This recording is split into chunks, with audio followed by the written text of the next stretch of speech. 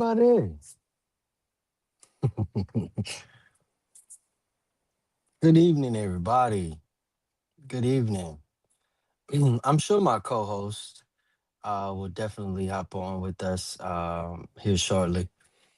Of course, I am not in my normal space, so please forgive me for my any technical difficulties that I may see or we may experience. So, outside of that, again, definitely want to welcome you all to the Roundtable Talk Show. Um,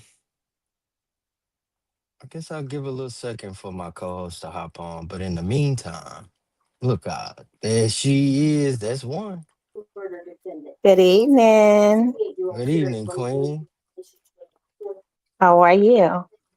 Man, I'm tired. I'm not gonna lie. I feel a little jet lag. It's okay, girl. I got you, baby. Correct. Yes. Let's build this community, right? Yes, indeed, Queen. Yes, indeed. It is mandatory. So ready. Absolutely. Absolutely. So we're a minute and 45, 47, 49, 50 seconds into the show. And like I said, family, welcome to the Roundtable Talk show. I am your host, Christopher Jones. And tonight, we are not, hear me and hear me well. We are not just talking politics on tonight. I do want you to know we have levels, we got layers, and sometimes you got to peel that back. And so we've been peeling back for 37 episodes full. So I think we're exposing our rings at this particular point. You know what I'm saying, Queen? Mm. Get ready. Absolutely. So on this evening, and I have my notes over here, so if I'm looking over there, please forgive me. I'm still talking to y'all. Um we're opening a case file in the courts of heaven on this evening. So if you have not been made aware, pull up a chair and please usher in the Holy Spirit. You understand?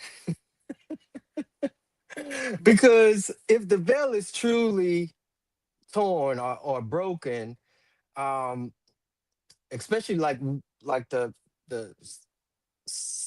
episode topic suggests, then you know more than likely um we're not going to quote some things. Actually, we're not going to quote some things from our grandmother's King James version. So um that there is nothing that's happening right now is just politics. I want every one of you to know that what we are experiencing here in our country and even further than that, right?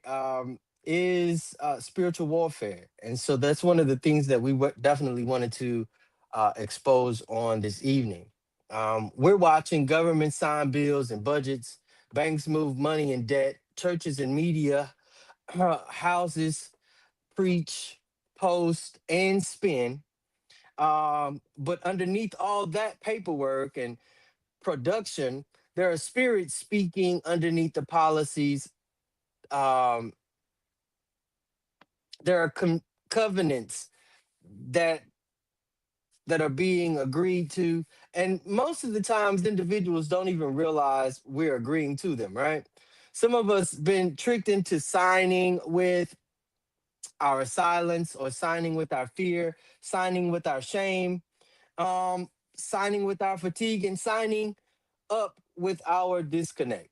And of course, I just definitely want each and every one of you to understand that there is a place that each and every one of us have to play in every facet of what we know as the globe we live on. And so in that space, I just want you to know that we hear you. We hear you say, I'm tired. I can't fight it. I know it's wrong, but this is just how it works. I don't want to lose my job, but my status, Chris, wait, my seat, little brother, my little bit of comfort. Well, this evening, we're going to pull you out of that comfort from the Ethiopian-scribes lens, though, not the edited for the Empire version. You understand that? But the raw, uncut word that refuses to bow to Caesar and or Mammon. I called you out. I called you out. We're asking tonight what is being revealed about this nation and in this particular moment. What judgments are already in motion? Not future tense, but current tense, present tense, right now tense, right? And what remnant work must black, brown, and poor indigenous and clear seeing, right? Clear understanding, clear driven people pick up now, not after the election, not after the next tragedy, but right now. Every segment that we're going to talk on tonight is definitely going to move through four dimensions. The conflict, as always, we're going to identify what's clashing in the seen and the unseen. The causes, what idols, habits, and agreements opens the door for the things that we are seeing currently. The consequences, what's already showing up in our bodies, in our minds, in our institutions, and in our streets.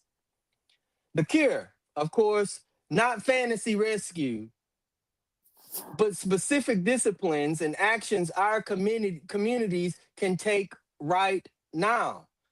These, again, is something that we want you to engage in this evening. This is not a feel good show, y'all. I just definitely want y'all to know I toiled with this one. This is a diagnostic scan of the empire and of us. Call it an X-ray, if you will. We'll be pulling off shame. We'll be ripping out rot. We're confirming confessions to where it belongs, right?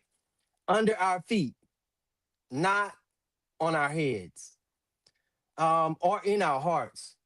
We're turning fear into clarity, right? Disparity Mhm, into assignment, mhm. scattered pain into organized power. That's what we're doing on this evening. So let's get to it. And as you know, like always, I never sit at this table by myself. I love my co-hosts. I enjoy the energy that they bring. And of course, I got my big sister with me, Dr. Catherine Campbell, aka Dr. Beauty. Say hello to the people. Good evening, everybody. Absolutely, Queen. Thank God for Miss Campbell. Thank God for Dr. Campbell being back in Amen. big money, Yeah. recovering Amen. as usual, and getting back to her regular self. I love the energy that I'm feeling on your excitement just being home. So as soon as I get back in town, you know I'm coming. Okay. Absolutely. She's the one who will open up the language, the visuals, the body of the story like a surgeon and show you what really is underneath the makeup. We see through all that Maybelline. I want you to understand, and she do. She understands the spin and the Sunday clothes because she's a I PK wait like for me. it. I wait for it. Yes, indeed.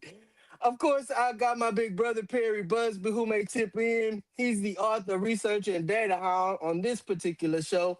He's going to bring the numbers, the maps, the patterns, and definitely, I want you to know when Perry starts lining up dots, you see this is not a coincidence. This is by design. Mhm. And my little brother Dustin Harris may tip in. He is the my battle buddy, also military veteran, independent thinker, and the make it plain specialist. He's the here to definitely translate. all of this into everyday language so nobody has to leave this episode or any episode for that matter feeling lost or like they don't know what to do next. Um, and of course, if you ever want to be on the Roundtable Talk Show, reach out to me and I'll definitely slide you in. Welcome. Absolutely. As I stated, this is episode 38. The veil has torn. Reading the signs, rebuilding the community. Let's start where the loudest lives live at the national level. Um, and on that note, our title for this particular segment, I mean, y'all can get mad at me. I don't even care. Um, take that up with the Most High. Segment one for our national topic: false prophets of a failing empire. When the loudest voices sound anointed, but serves the beast. On the national level, I want to strip away the politics and the polite language. Right? I'm not gonna cuss, Dr. Campbell. Amen. But I definitely want to call it what it is. We are surrounded by false prophets and paid narrators. And these narrators just so happen to be in pulpits, on cable news, on streaming shows like on YouTube, TikTok, and other. Um, and they're on these political stages that many of us have checked out from. And yes, in black spaces, white spaces, brown spaces, all across the board. They're there. And they wear your skin tone. I just want you to know. Um, Spiritual perversion has no respecter of persons. He worse than the Holy Ghost. The conflict, what we're digging in into this segment is we've got a nation saturated with voices claiming truth, right? But very few are bearing fruit of truth. You hear God bless America shouted all over the place from individuals that we look like, wait, what? Who? Especially when bombs drop on people we've never met, ain't never had a chance to negotiate or talk, right? Come, let's reason together. I think that's what I heard. I heard him say that. But cages holding people whose only crime was running from danger or a threat. Um, Budget cuts that slice food, housing, and health care from the poorest citizens. We see prayer breakfasts lined up with war makers, prison investors, and polluters. We watch pastors, bishops, televangelists, and online prophets wrap empire in Bible verses like Rome was the choir. And if we study to show ourselves approved, we'll find out that the script is in Ethiopia. And the Roman one, that's not the script of the truth. That's the script of divination, the counterfeit one. I told y'all, I hope y'all not offended. It predicts, it stirs emotion, it flatters crowds, but it never sets anybody free. The cause. This didn't start with one bad election or one individual you assumed was the best for you, right? I heard them ask God for a king, queen. man, man, this is what we want you to know. We've been disciplined in idolatry. Shake your head, yes. Raise your hands and receive it. We've been trained to worship platforms instead of presence, trained to follow personalities instead of principles, trained to confuse charisma with character, influence with integrity. And some churches and movements, black and white, and others, traded prophetic courage for of a set scheduled meeting, so that they could just have a seat at the table. They're not bringing mm, anything forward. They just want a seat at the table. They just want a photo op. They just want a mhm, contract. They just want a tax break. The favors of the politicians. That's all they want. They don't want mhm. nothing else. Mm, They don't want mm, nothing else. So instead of crying out against injustices, they cry out for access. While whole communities stopped practicing um, spiritual discernment, know the fruit by the fruit. We've stopped testing every spirit, every word, every move of God against the character of the Most High, which is justice. Have you dabbled in some justice today? Mercy. Have you rendered a bit of mercy today? Truth. Have you told some truths today? Or have you even cared for the least of these or us? Because those are the instructions given by the Most High. As long as it's made us feel good, feel important, feel covered, we said amen. Amen. Amen. Amen. And the whole time you ain't heard nothing that was said. You amen and to be taken out to the back and hung by your neck. The consequences that we're going to identify in this particular segment is now that we're living in thick confusion that feels spiritual, I just want y'all to know most of it is not. Some of it is practical. Some of the things that we're seeing is the act thereof or the cause thereof, right? It has nothing to do with prophecy. That's policy. Know the difference. Um, People are sitting under sermons, podcasts, and political speeches that sound holy but mm, leave them mm. feeling helpless, hopeless, numb, dependent, more loyal to a party or a pastor or an edifice than the Most High and their own people or His people. He told y'all whole denominations, whole Christian networks, whole media ecosystems have become chaplains to empire. Do I need to recollect who empire is? Okay, as long as y'all know who Empire is. And they do these things um, by blessing and justice.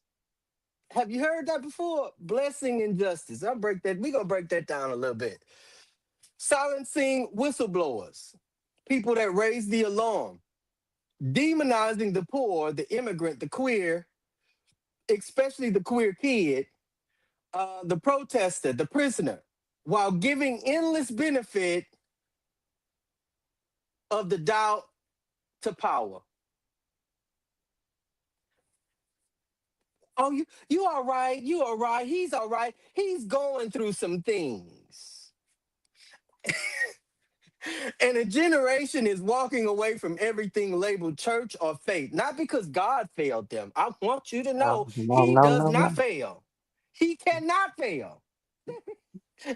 That's not even in his, that's not even in our DNA makeup. The word don't I just change. want y'all to know that.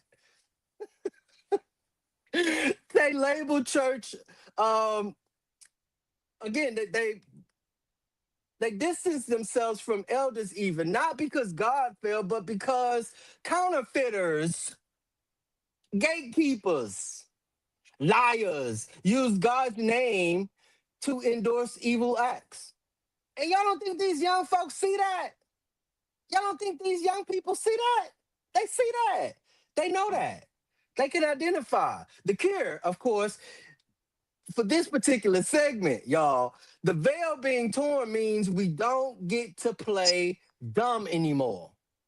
So don't say, oh, I didn't know it, because you knew it. And it ain't just gonna be us that's gonna tell you. It's gonna come back again. Watch, you gonna see this again. You gonna see this again. Somebody gonna say this again. So we ask every voice, does this message bring freedom or bondage?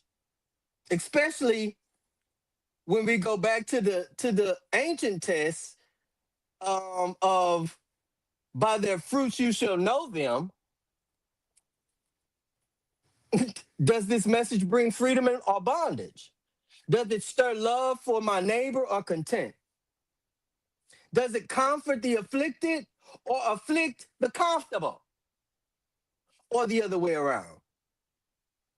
If a voice keeps you locked in fear, shame, hatred, and dependency, I don't care how many scriptures they quote, that voice is not aligned with the spirit of truth. We build what I call discernment circles, aka homeschool prayer circles. That's what that is. I just gave it a fancy name for today. Discernment circles. Because I know many of y'all dissociate yourselves from things like engagement, especially family engagement on a spiritual level. If um we build what if we build these circles and small groups, not fan clubs, that sit with headlines, sermons, viral clips, and they run them through. Um, I mean, like through and through. Everybody get a little piece, right? Scriptures include the parts empire tried to bury, our history, which empire tries and is trying currently to bury, our lived experiences on the ground, which the empire is still trying to bury. We also practice turning down the volume, seasons of media fasting, right? Seasons of pulling back from personalities, not to disconnect from reality, but to hear clearly from the Most High and from one another.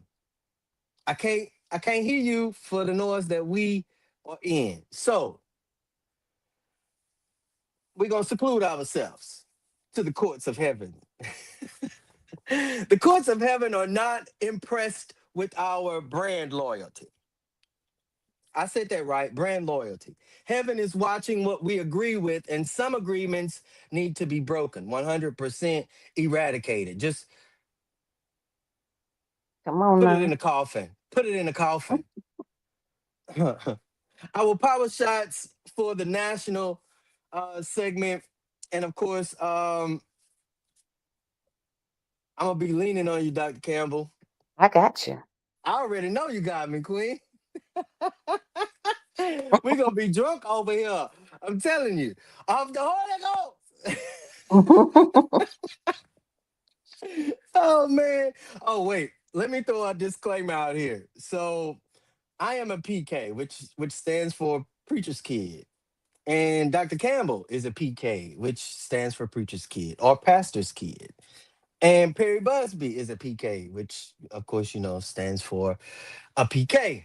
I'm not sure if Dustin is a PK, but I do know the family is definitely heavy in the spiritual relationship with the Most High. Rooted and grounded. You understand that? So let's open this national case file up at the table. Dr. Campbell, when you put your surgeon's ear to the voices, pulpit, podcasts, and press conferences, what are the phrases, patterns, or little tricks that expose a false prophet or a paid narrator, no matter what title they carry? Great question. Thank you. My Yeah, thanks. yeah, yeah. And I love the metaphor of a surgeon's ear because you know I'm gonna break it down, right? Correct. It suggests precision, discernment, what you just talked about, and cutting away the noise Uh-huh. to expose what's disease beneath the surfaces. Right. Across pulpits, podcasts, and press conferences, false prophets often reveal themselves through recurring linguistic and rhetorical patterns. Mm. Here are some of the telltale signs. The diagnostic phrases and patterns is like grandiosity without grounding, constant use of absolute language like always, never, everyone knows, and the only way. Inflated claims of authority. I alone can fix this. No one else understands but me. Vagueness as profundity. Phrases that sound deep but collapse under scrutiny. We must embrace the future. Change is inevitable. Truth is what you feel. Yes. Reliance on slogans instead of substances. Fear is fuel. Reputation, repeated invocation of existential threats. They're coming for your children. If we don't act now, it's over. Facts. They create urgency that bypass critical thought, us versus them framing, Mm-hmm. uh, drawing sharp boundaries, the righteous versus the corrupt, real Mm-hmm. patriots versus traitors, demonizing dissent as betrayal rather than engaging with critique. They shift the goalposts when challenged, redefining terms or moving standards. That's not what I meant. You misunderstood. Oh, it's symbolic. Yeah, Hmm. right. Hmm. Appeals to secret knowledge, claiming Mm-hmm. insider access. I've seen the document. They don't want you to know this.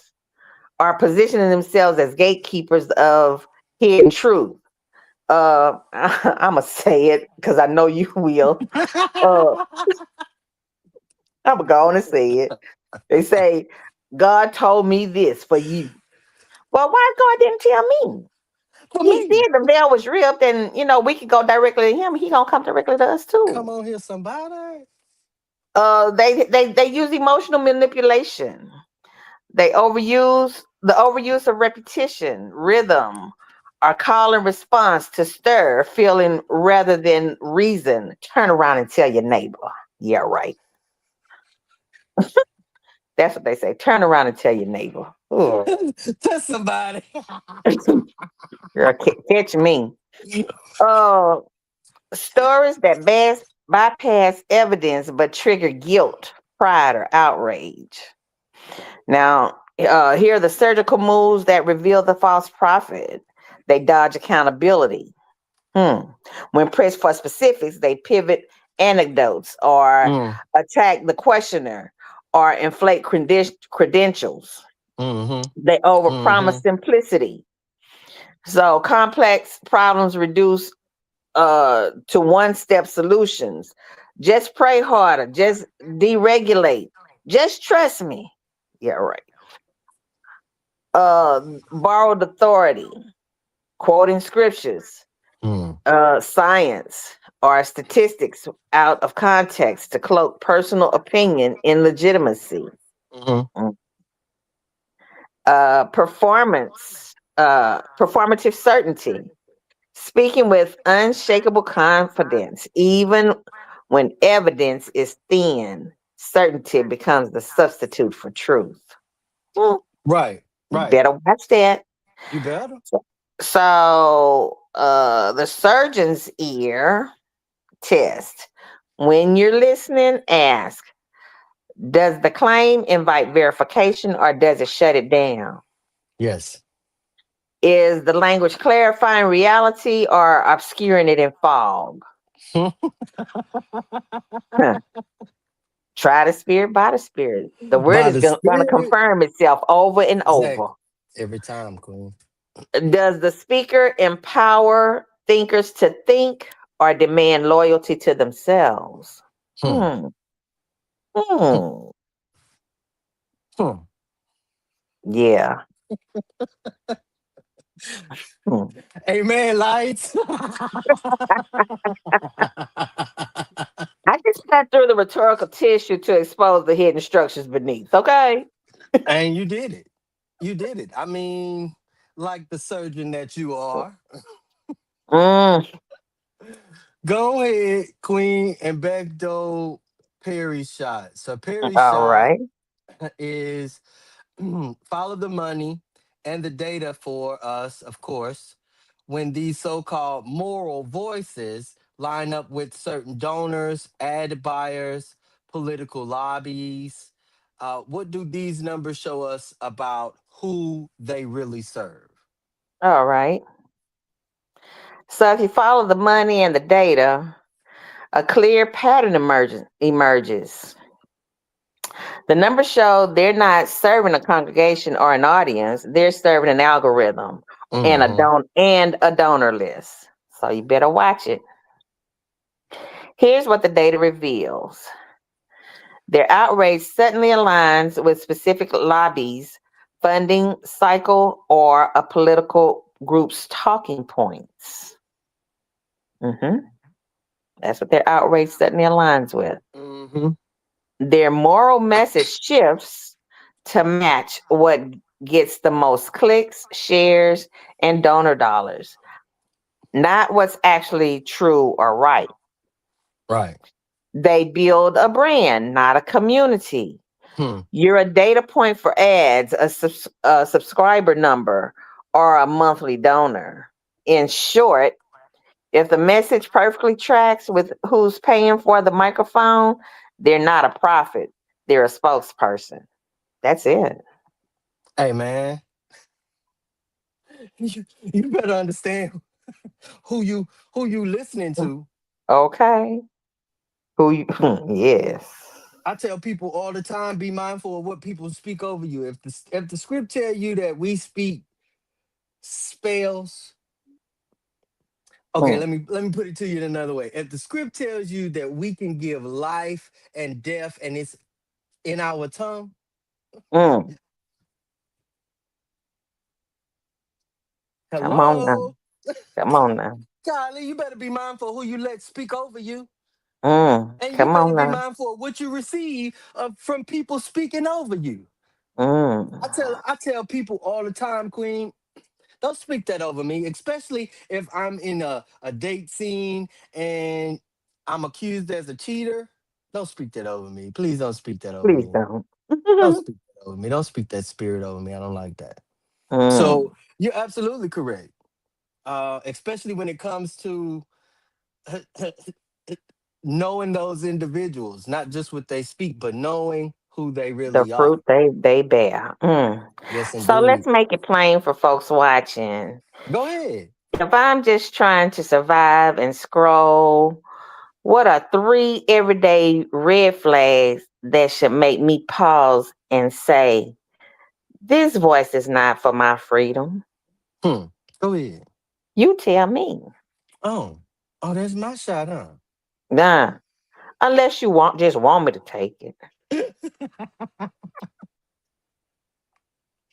Oh no.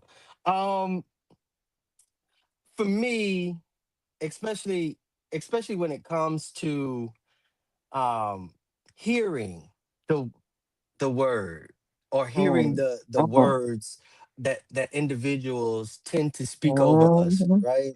Yeah. It comes in a way um um it comes in a way that kind of hits you a little bit, right? I remember, Mm. Queen, like being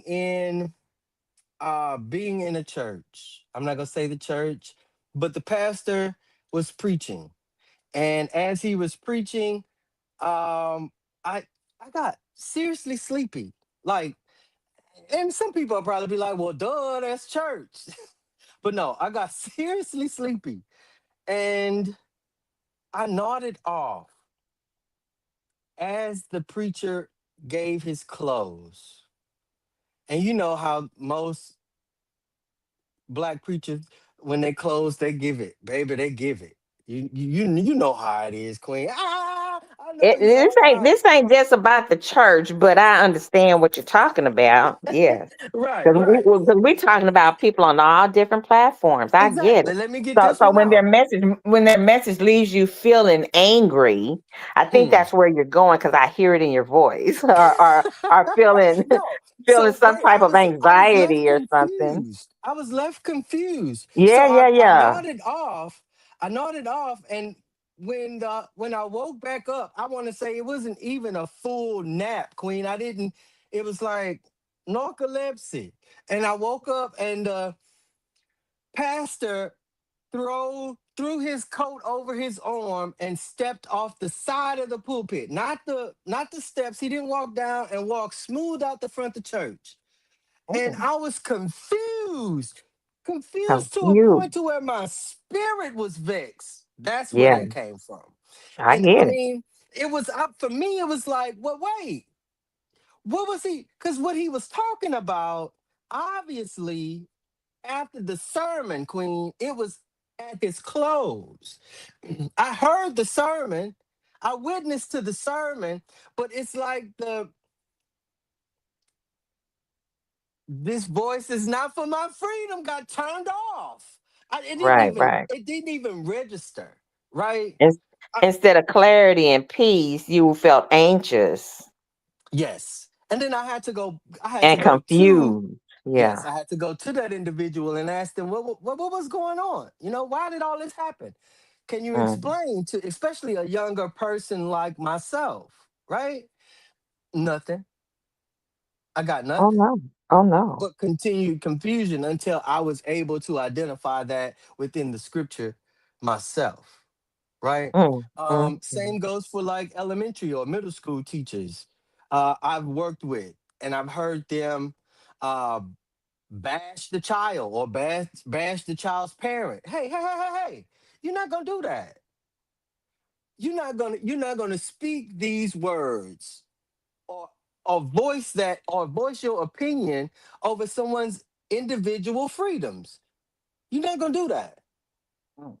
And Certainly when I not to a child. especially not to a child in my presence. Now you could do it to a child if I'm not there, but don't let them come back and tell me that you did it, because there's some issues there. There's gonna be some problems there. There's gonna be some Mm. you're gonna have to see me, fam. And most people know, especially young age, most people know what you're gonna have to see me mean. You're gonna have to see me, fam. So um but um it's like it's always a punch down, right? It's like if the target is always the poor, if the target is always the m- marginalized community, or the foreigner, the protester, but never the mayor, the governor, the president, the CEO, the investors, right? Um, that voice ain't for you. That's obviously not for your freedom. That's not the individual that you should be banking on, um, rendering you free. You know what? I've never been a part of a gang, but just watching the shows on TV, of course, they always say that the person that's the head of the gang, to get the people to join the gang, they tell the people, I'm here for you, your family not. Right, So I'm your new family. right. The gang. We're your family now, and we gonna jump together, and that's what gets a lot of our boys into trouble. Hmm. Because they're told to distrust everybody else. Yeah. They constantly say that other sources or leaders or even their family are lying to them. Hmm. And then they isolate you to make you think that they're your only truth, and it's not the truth. Exactly. That's just like how they demand loyalty, Right. but never show you receipts, or never, Mm, it's never reciprocal, right? Especially right. coming from a younger person's perspective. Right. Right. You want to make demands to me, but not give me at least the opportunity to make my own decisions or make my own mess ups. I'm still a So they're child. actually going. They're actually going for the control of you and your Right, mind. right. Yeah. Just like you said, if they say trust me, don't research, just show, just vote, just show up. How many times we didn't heard that? Mm. Uh, oh, don't worry about it. Don't worry about it. Just put that down. Just put that down right there. But they never show budgets. Yeah. That's They not never that's show who funds them. Never admit when they're wrong. That's control. That's not care. That's Exactly. control. That is not a transformation. That's a transaction. One All hundred day long. percent. And All day long. I'm sorry, I'm priceless. So Huh. you gonna that's residuals. Okay. That's all I'm saying. um, a red flag So, if you feel smaller than if you feel smaller after listening to some of these alleged leaders or individuals within our community. If every time you listen and feel more afraid or more confused or more helpless or even more ashamed, uh and the only answer is stay close to them and stay close, that sounds like grooming. watch out there now. You better watch out. That sounds like grooming. That's a red flag with no So, stripes, no stars, no blue, no nothing. That's a big red flag. And a voice that's allegedly for your freedom will challenge you, but it will also equip you. They will equip you. You will always walk away feeling clearer and more grounded, not hollowed out or drained. So yeah, those are some of the red flags that I've identified. from a courts of heaven perspective, are you ready? Uh-huh. What happens when a people keep agreeing with voices that bless their oppressors? What does it look like to repent from agreement, not just from actions?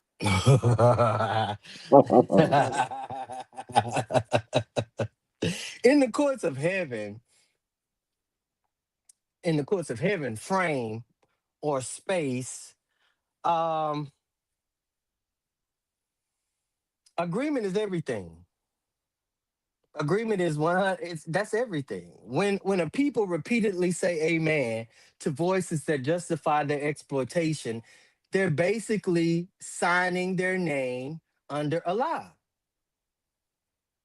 100%. Heaven records that agreement. Not just the church, not just the church secretary, not just the pastor. Heaven records that agreement. You made a verbal agreement, and it's on record in the courts of heaven. And the adversary uses it as legal grounds to do Mhm. whatever he wants. Just like a lawyer, they pull what's called discovery, right? And in that process, they can find out whatever they want to find out about you. It's based on your attorney whether or not it's permissible in this case. So they consented, they acted like this story was completely about themselves. They allowed this yoke, if you will. So even when we're angry about what's happening spiritually, we're still under contracts when we're never renounced, that were never renounced. Those contracts carried over from maybe even your great ancestors. And so repentance from agreements look like this. We name the lie out loud. We break the agreement with the idea we are less than what we deserve, um, and that God is on the side of our abusers. That's false. Stop believing that. Mhm. We refuse to repeat those narratives in our own mouths or homes. Mhm. I just told you this thing called the tongue, it gives life and death to all situations. And so we got to refuse to repeat those narratives in our own homes, in our own spaces, over our own people, right?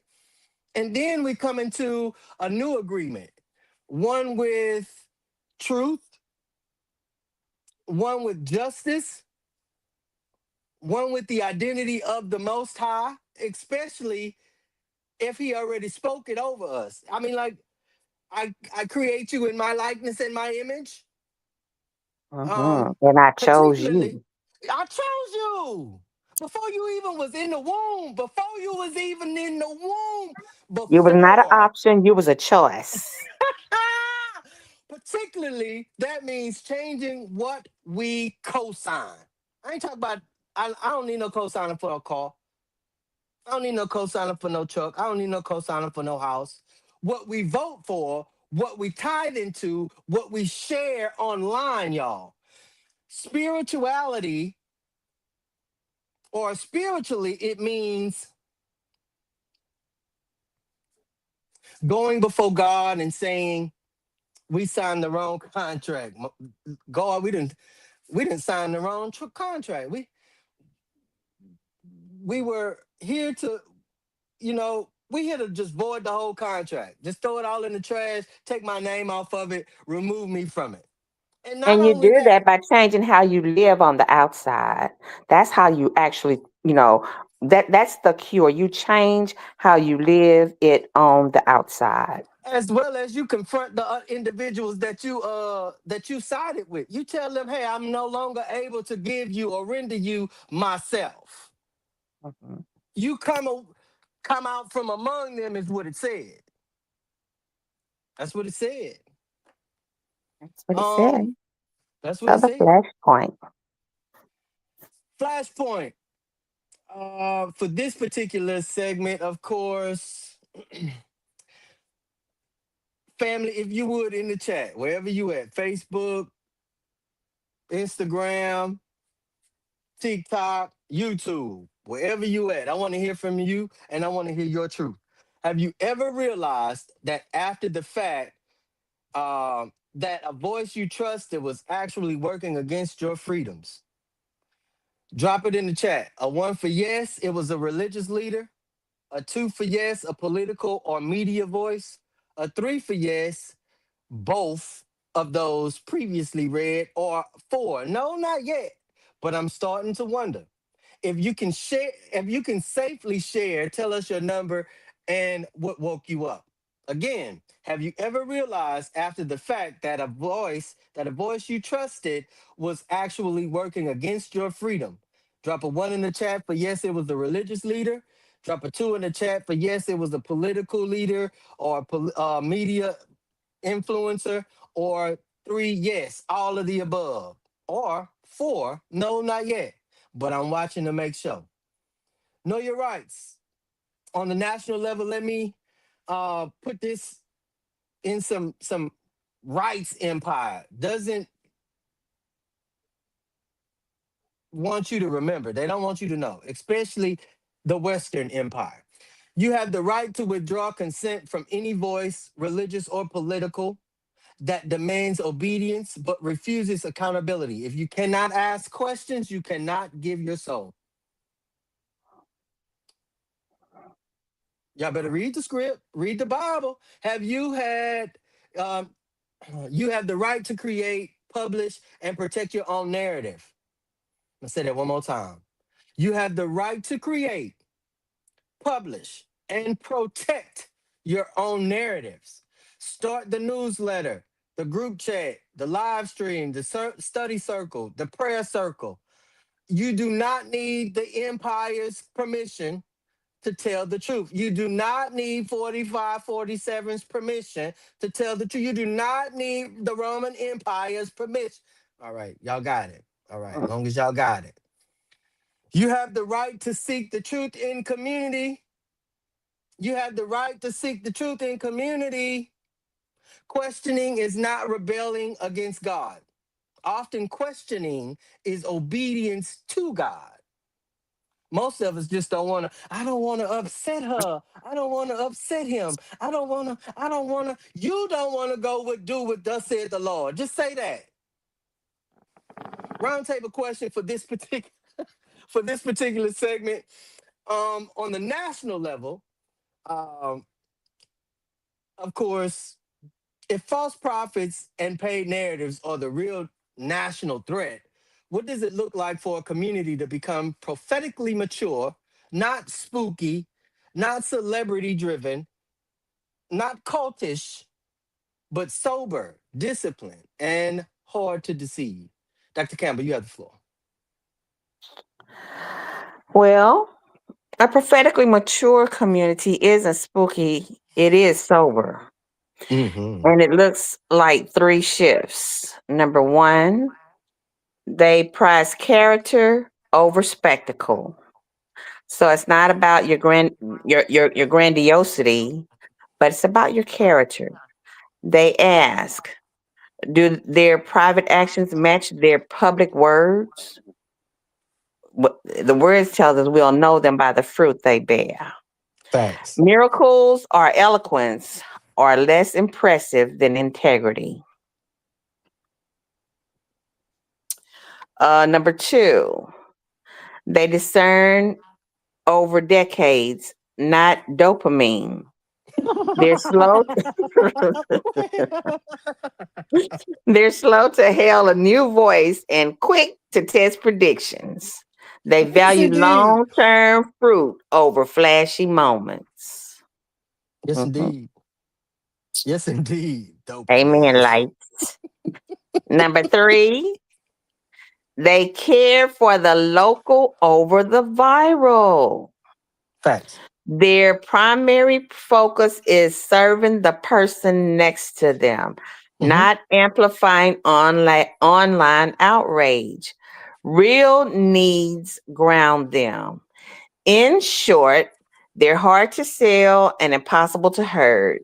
They're disciplined, together, and their amen is earned, not engineered. And that's what a prophetically mature community looks like. I totally agree. Could you go back a little bit for me with this dopamine? No, no, I'm just kidding. I know. For me, prophetic maturity looks like this, y'all. We stop letting one personality be the whole mouth of God. Mhm.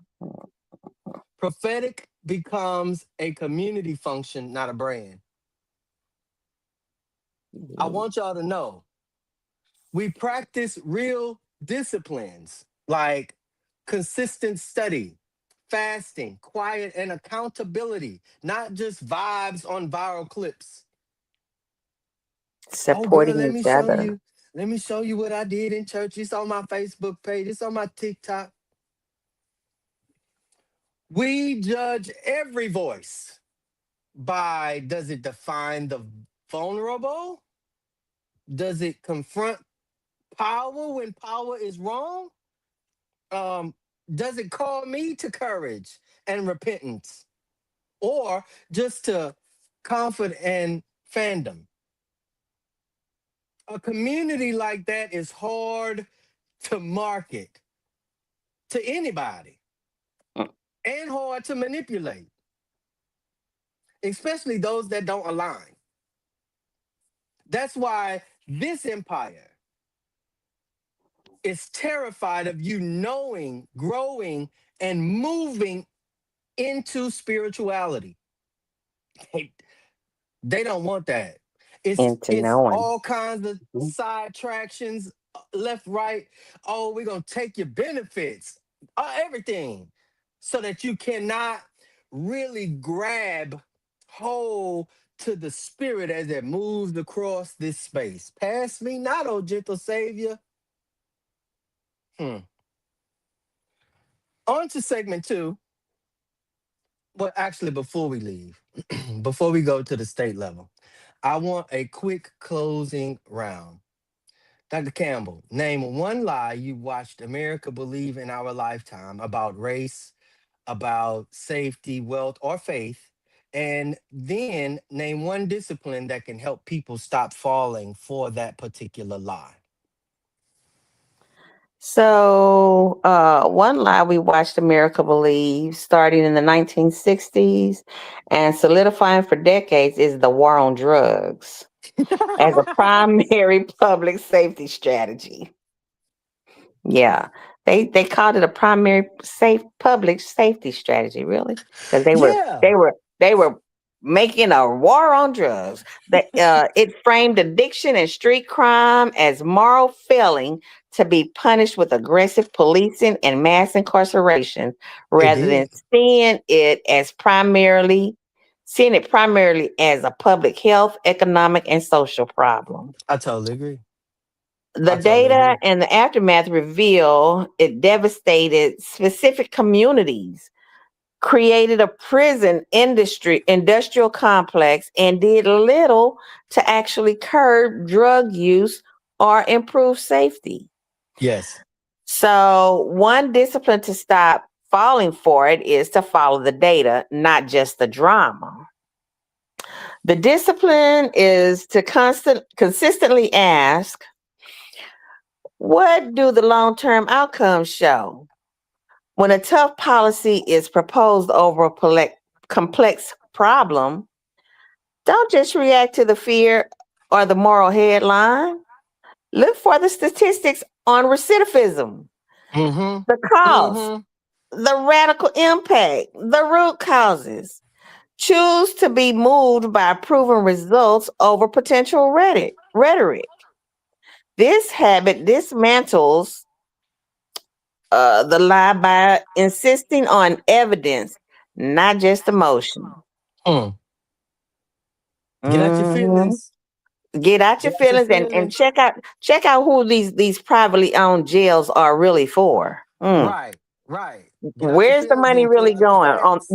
with this war on drugs? Yes, indeed, Queen. Yes, indeed, Queen. Especially being that we noticed the war on drugs happened in the 80s and they still. Never mind. They've been talking about it since the 60s, honey. Oh, wow. See, I'm just saying. see. For 80s babies that drop Chicken Club and Dare On. This Hmm. this this this pandemic been going on and still Mm. going on. Get Since the out. 1960s, yes. Segment two. Of course, this is our state segment.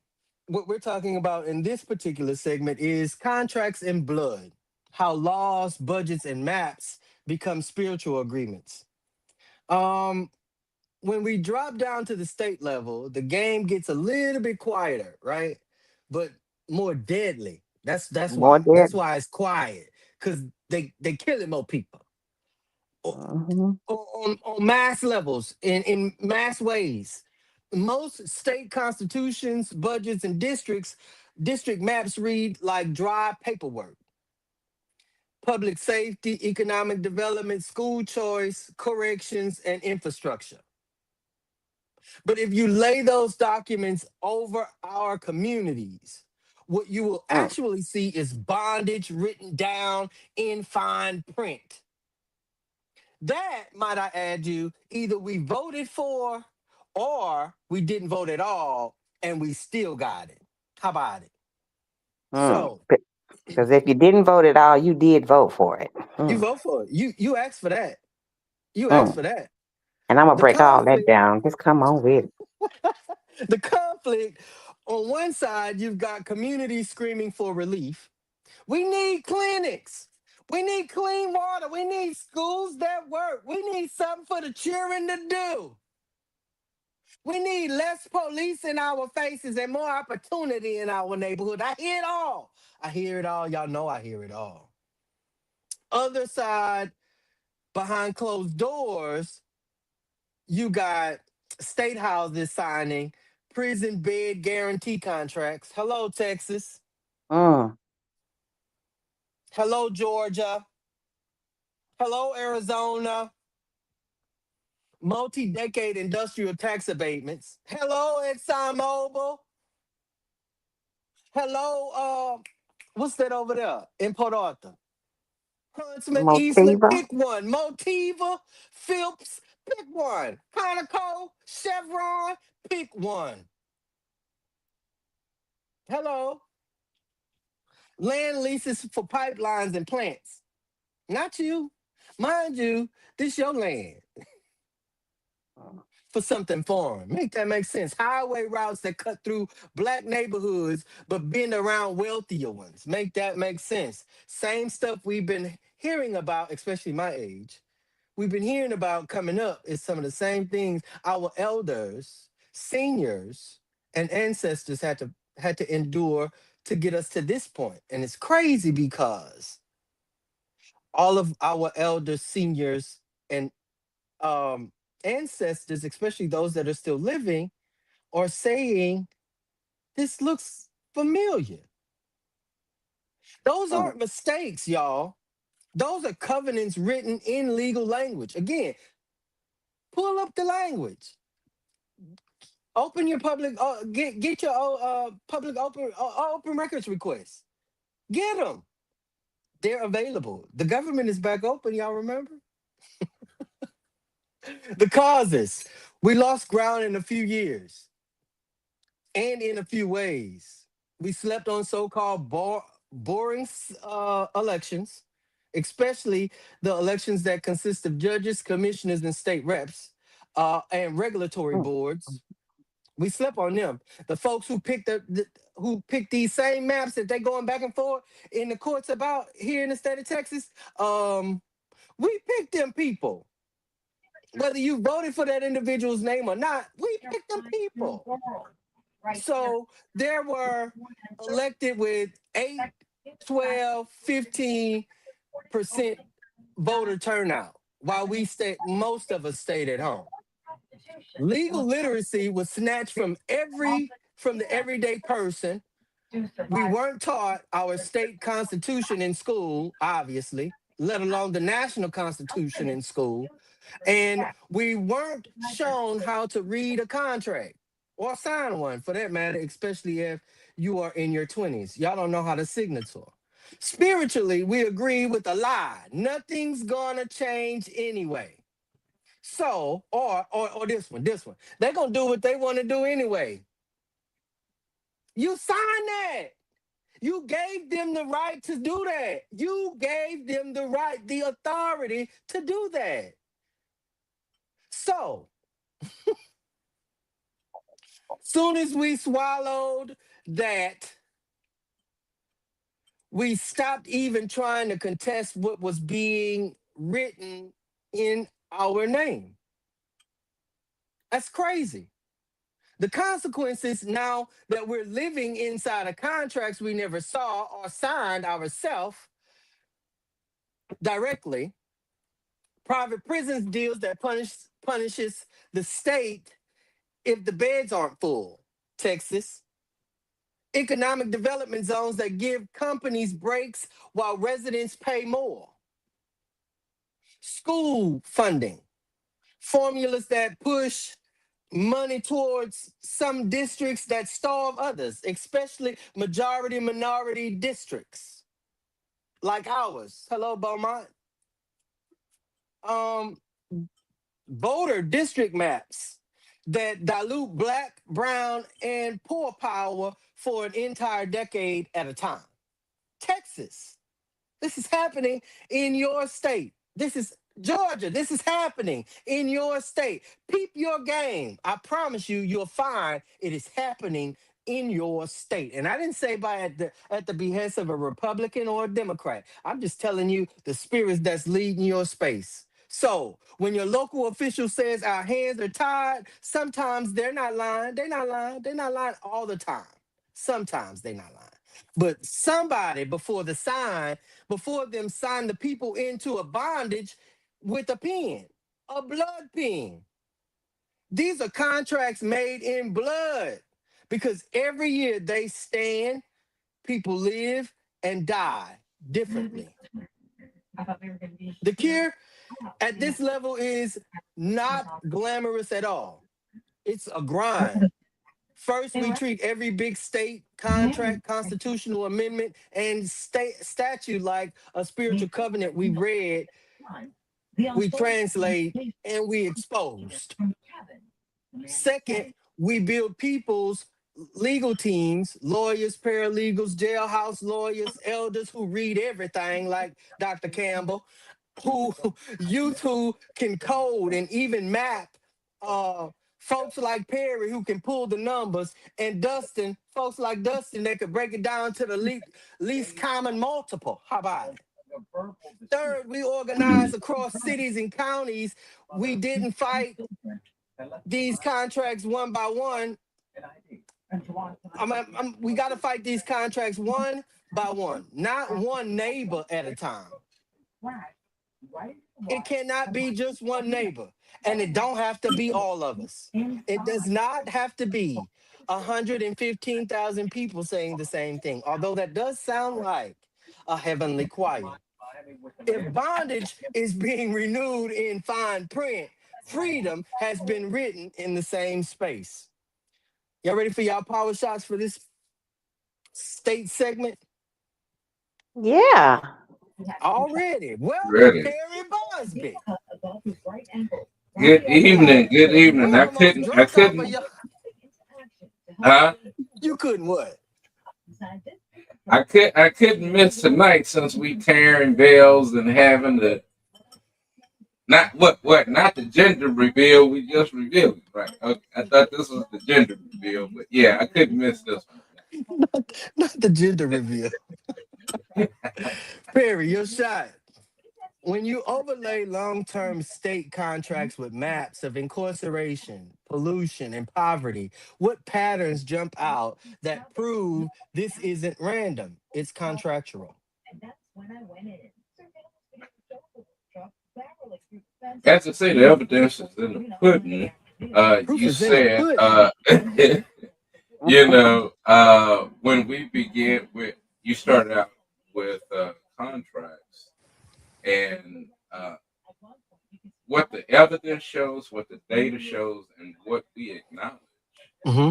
Mm, First is that this is not random. mm, It is by design. I know for at least the last 20 years, if not longer, we've been spouting the fact that they were determining prison rates by kids third grade test scores. Right. Right. part of the business plan.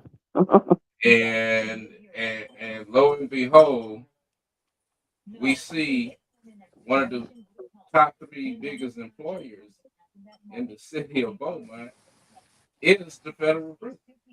Mm-hmm. So it's not by design. It the evidence is there. They're using us for guinea pigs in evidence studies. Mm, Uh, we wonder why our communities uh, are devalued while we're pushed out, and then all of a sudden that value is now reclaimed, and the people and the indigenous people to that community are no longer accessible to the resources in that community because the resources in that community are now stripped and Yeah. far exceed their ability uh, to make use. And so it's not by design. We see it in our schools as Hmm. our schools began to close and be combined. It's all a push out, or as they say, it's not surveillance, it's containment. Because Mm. when we mm-hmm. look at this, we might as well look at ourselves like on a law, on one of those long cattle expeditions where we have to move our cattle to a new field. That's essentially what we're doing. They are doing small migrations and plotting in small uh, areas, and then we look at that, and the areas that we are in are now uh, overly populated by environmental companies that further expose out the inequities of this system. I mean, Yeah. we're dealing many of our communities now. The health issues that we're dealing with are Hmm. not a matter of poor eating, like we want to say. Right. It's not Oh, those pig feet and pigtails, although that Right. may no, be it a part of it. ain't. But let us look at the fact that our communities, What they put in our food. unfortunately, they buttress industrial areas. Mm-hmm. They coexist in areas where there is heavy manufacturing. We only need look at we say the South End, but we might as well include the avenues and the North End in that, as well as the Pearl Orchard in that, because they the South End may be at the front gate, Mm-hmm. but the North End, the avenues, Holland, what is that? The South Park area, South Park. Highland Yeah. area, yeah, are pretty much on the front line themselves, just not at the front gate. So saying, Mm-hmm. well, Even that's the a South End college. problem when you were like 2.3 miles away doesn't really make you immune from that Facts. incident. So Facts. yeah, this is it's not by happenstance. It's a long term strategy.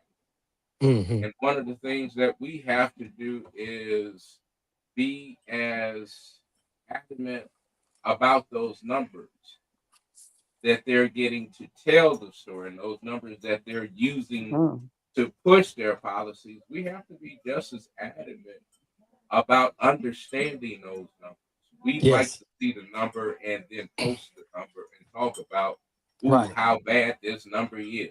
We uh during the last election, we posted daily turnout numbers, and the majority of the response was tisk, tisk, tisk. Why are we doing so bad? Hmm.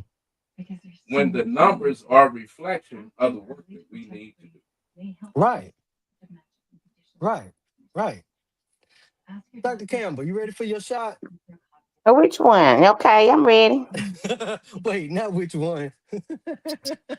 Wait, before we do that, Perry, I wanna I wanna give I wanna give Dr. Campbell just a little to expound on that, and I got something else to say too on your question. If you don't mind us pouring your shot glass a little bit more. Post some for the brothers that ain't here. Dr. Campbell, give us Well, give us yeah, Perry go was ahead. absolutely right. Yes. It shows that the state prison has a 90% occupancy guarantee contract and is built in the rural and poor community. Mm-hmm. You Mm-hmm. know, there's a waste incinerator and a chemical plant being permitted in low income zip codes next to Exactly. schools, no less, Exactly. right? Exactly. Exactly. Yeah. So the data says long-term contracts for prisons and waste facilities and predatory services follow the path of the least political resistance, which is always towards the poor and marginalized, which Perry pointed all that out really, really Yes. well, right? Yes. Very much so. So the Very much so. contract locks in the harm for decades. It is not random. They're not just finding a piece of property in this neighborhood. It is a business plan. It's part of the playbook. 100%. 100%.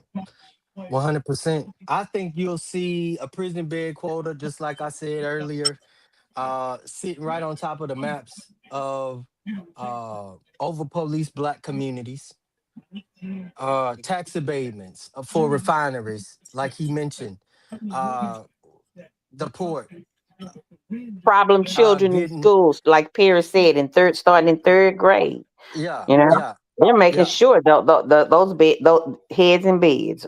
right. Concrete plants, warehouses, all of those particular things are perfectly placed in our communities. Again, Mhm. perfectly placed outside of perfect people. So those obviously aren't ours. Highway routes and economic corridors like Irvin Street or Magnolia completely shut down, Mm. and individuals trying to figure out why and or how can we rejuvenate those spaces, and we get opposition coming back from those that are in the elected spaces. All of this is locked in for at least 20 to 30, 40 years in some cases, especially if you can't seem to corral your elected that represents you. So when the state says we just responding to crime, or this just where the land was cheapest, the data says otherwise. Perry just told it to us. He Mhm. just said it. But what again? What they want us to believe is that the it, with their pattern, that profit has been mathematically tied to our suffering. They don't want you to really know that, but yeah, they'll tell you, "Oh, we got X amount of dollars in, uh, you know, in surplus," and all the time, like he said, you get more prisoners, more pollution, more displacement, and all of that equals more payout to those particular contracts. That's not random. That's design. Um, Dr. Campbell, you want to handle Dustin shot? I will. All right, cool. For Dustin, but Dr. Campbell, most everyday folks don't speak legalese. Most everyday folks, but we can. We can. What's the simplest way that can start that individuals can start understanding the contracts being signed in their name without getting overwhelmed and giving up, especially by linguistics? Okay, so is there a new prison, a waste facility, or big development being planned? Let's just suppose there is. Yes. So then you find in plain language summary, or find the plain language summary of that plan or the public notice of that plan. Every major contract has one. It's legally required. Know your Correct. rights. No, you're right. No, you're right, So Perry. then once you My check bad. Go out ahead, those Queen. two, huh? My bad. Go ahead. Okay. So once you check out those two, well, find one of those two things, the plain language summary or the public notice. You look at it and you say out loud to yourself, okay, who's getting paid? Okay. Follow the company name. Who gets the burden? Look at the address. Look at the map of the income and the rates for that area. Yes. Okay. You don't need to read the 200-page legal document. You just need to trace those two lines. The store will reveal itself. And if you lay the money over the map, just like Perry said, start small, stay specific, and follow the money and the map. Facts. Okay, it's gonna show you everything. Everything. Everything. Hmm. And they Yeah. have to give it to you. It's legally required. Okay. Hmm. So again, that's find the plain language summary or the public notice. Perry, you got something to add? No, I agree. And again, these are things we know and we often recite. We say all the time, follow the money, Follow the money. follow the money. But following the money takes time, and I think that's what we end up having the issue. Is we want to know where the money is, but we don't want to take time. Right. Yeah, Right. Well, that's a what the lot of system times too, counts on. Perry, we don't really know the steps. So that's why I made sure to go back over it again Right. to make Right. sure that people grab their pen really quick and find that plain language summary and then ask who's getting paid, and then where is this really being laid at? Hmm. So that means that area is going to take the burden. Hmm. Hmm.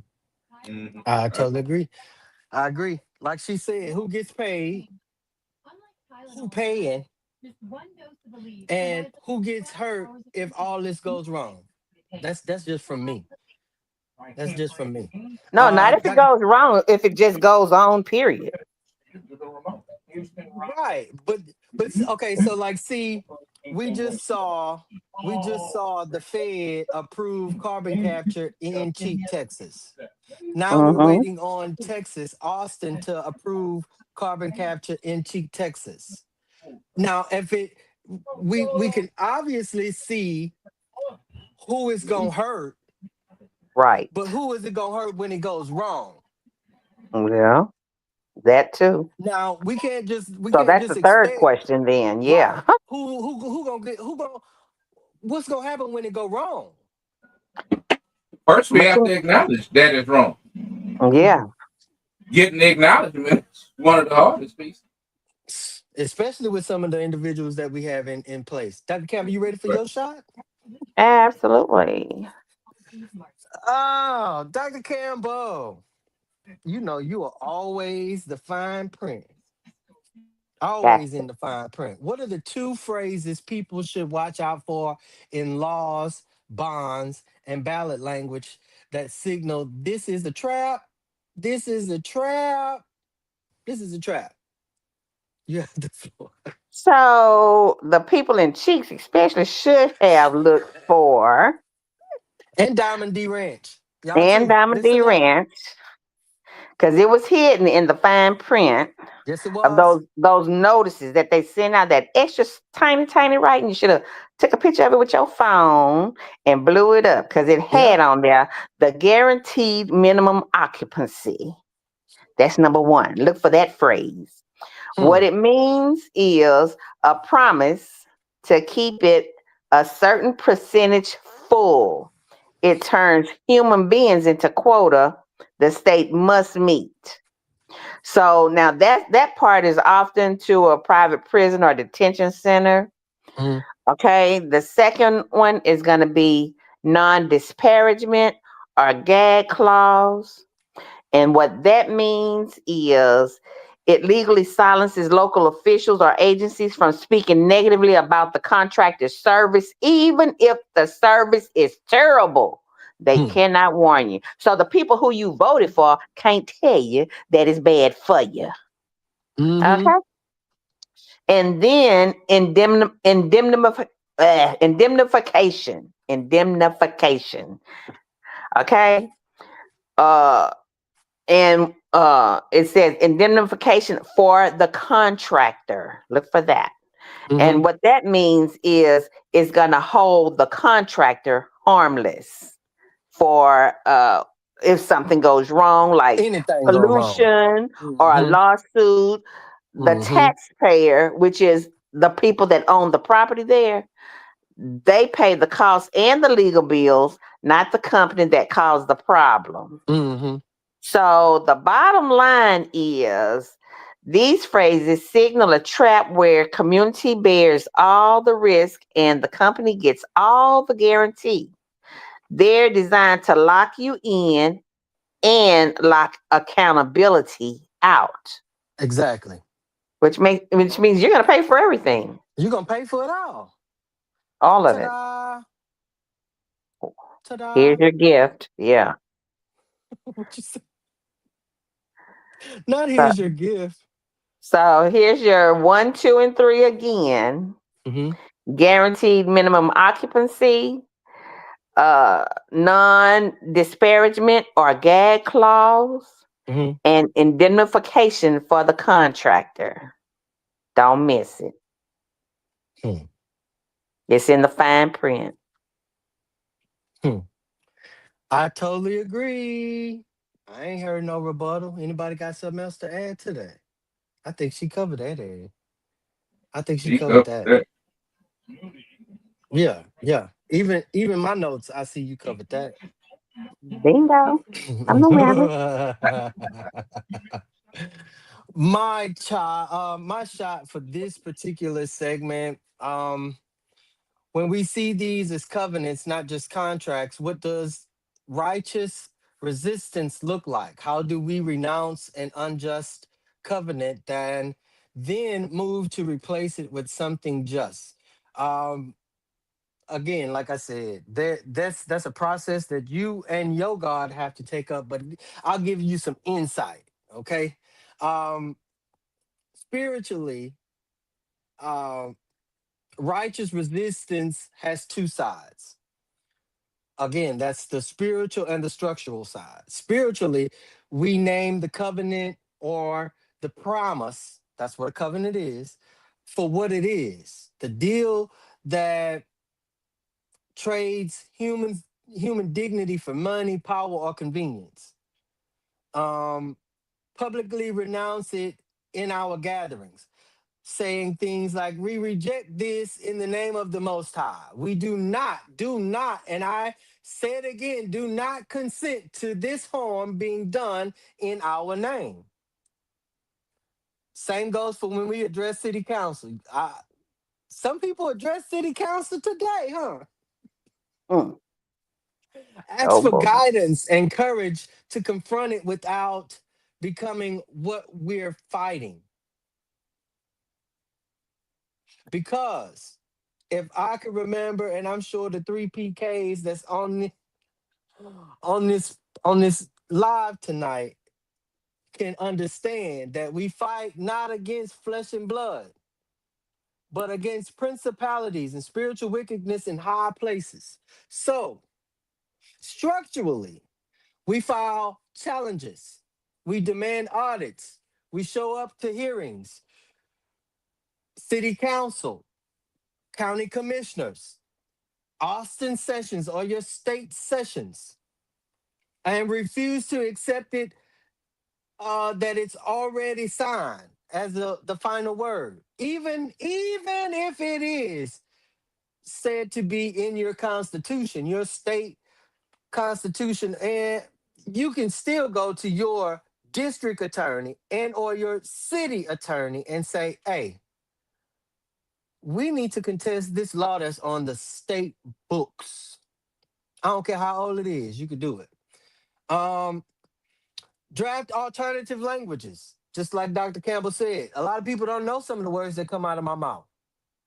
And I don't want you to be disconnected or disbanded because some of the words that come out of my mouth. I don't want you to be disconnected because some people say, "Oh, you speak so well," because I articulate or I enunciate or pronunciate or have nice voice, diction, tone, and pitch. That's all the things that they taught us from elementary school to senior school. Um, we just have to know that protecting life, land, and water and futures definitely depend on it. We have to know that, especially drafting that alternative language so that individuals will understand and know, hey, we talk about you. Organize until decision makers feel more pressure from the people than they do from the lobbyist. So flip the script. The lobbyist gonna get him money and hold him accountable based on the amount of money that they give. So what we do is they gave you some money, we're gonna give you a contract. We're going to give you our this is what our Bill of Rights say. And these are the rules that and regulations that we anticipate or expect from our elected official, especially in this particular space here. These are your duties. And the moment that that individual slides from that, come sit down with the rest of us. We got you on a recall process. Because when we put you in that space, or when we told you that you would be the best fit, we already had um, in the works or in the clause how we can remove you, especially if you don't fulfill the duties that we asked. Renouncing means more than saying we don't like it. Renouncing means telling that, woo, woo, Dr. Campbell, telling that some gun, come sit down. That means pulling your agreement back and presenting a different deal for our entire community. And you or they may not be the representative. So come sit down with the rest of us. Segment three, I'm sorry, Flashpoint. This one for the chat if y'all know. Have you ever actually read your city or county charters or home rules or a major state contract that affects your life? Drop a one in the chat for yes more than once. Drop a two in the chat for yes one or two times. Drop a three in the chat for no, but I want to. And drop a four in the chat for no, I don't know. I didn't know I could. Of course, drop your number, your state, and if you're brave, drop one document you wish somebody would help you break down. We do go back through these comments and we definitely respond. So drop your information in the chat, and if you want some clarity on anything in your city charter, state charter, county charter, rules, regulations, hit us up and let us know. Um, know your rights. Let me lay out some state level rights that are yours, whether they want you to know it or not. You have the right to inspect and copy state and local contracts, budgets, ordinances, and charters. These are public records. They belong to the people. You have the right to petition for change, to demand audits, sunset clauses like the sunset review that we have here in the state of Texas. Yeah. Reviews and renegotiations, especially on deals that touch land, water, prisons, hospitals, and most importantly, schools. You have the right to push a ballot initiative that pack public hearings, and you have the ability to file legal challenges when a law or contract violates your human dignity and safety. And I don't know if y'all heard clearly, Cheek, Diamond D Ranch, there are some laws that you might want to consider that may affect you or violate your human rights. Even if the lawyers tell you it's technically legal, you can still challenge it. I promise you. Legal is not the same as righteous. And we have the right, the God given right and responsibility to challenge unjust and unrighteous laws. Roundtable question for this particular segment: if our bondage is being renewed in fine print, what does it look like for communities to become co authors of law, not just subjects of it? Dr. Campbell, you have the floor. Uh,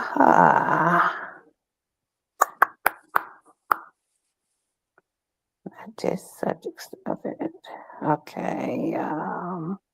It looks like 3 shifts. First, you got to learn the language. Mm-hmm. Mhm. It means studying the format of ordinances and contracts, not just reading them. You have to know how the document is built before you can build your own. Mm-hmm. Okay. Writing the homework is number 2. Mm-hmm. Instead of just protesting a bad contract, communities draft their own community benefits, agreements, or people ordinances first. They walk into the room and say, here's our version. And then they set the terms. Mm. And then number 3, institutionalizing oversight. It means creating a permanent funded community seat on the review board, not just getting a one-time meeting. You bake Right. your voice into the process. Exactly. Co-authorship means you stop just grading their work and start writing the assignment. You move from the audience to the drafting table. You pull your own seat up to the table. Mm-hmm. Mm-hmm. Hmm. Mm-hmm. Pierre, Yeah. you have the floor. I think Dr. Campbell covered that one I mean, but succinctly. when I look, Uh, bro, when I tell you she busting it this evening, Yeah, uh, I was reading a lot because I you could know what? imagine. I kind of want to go back to the other one.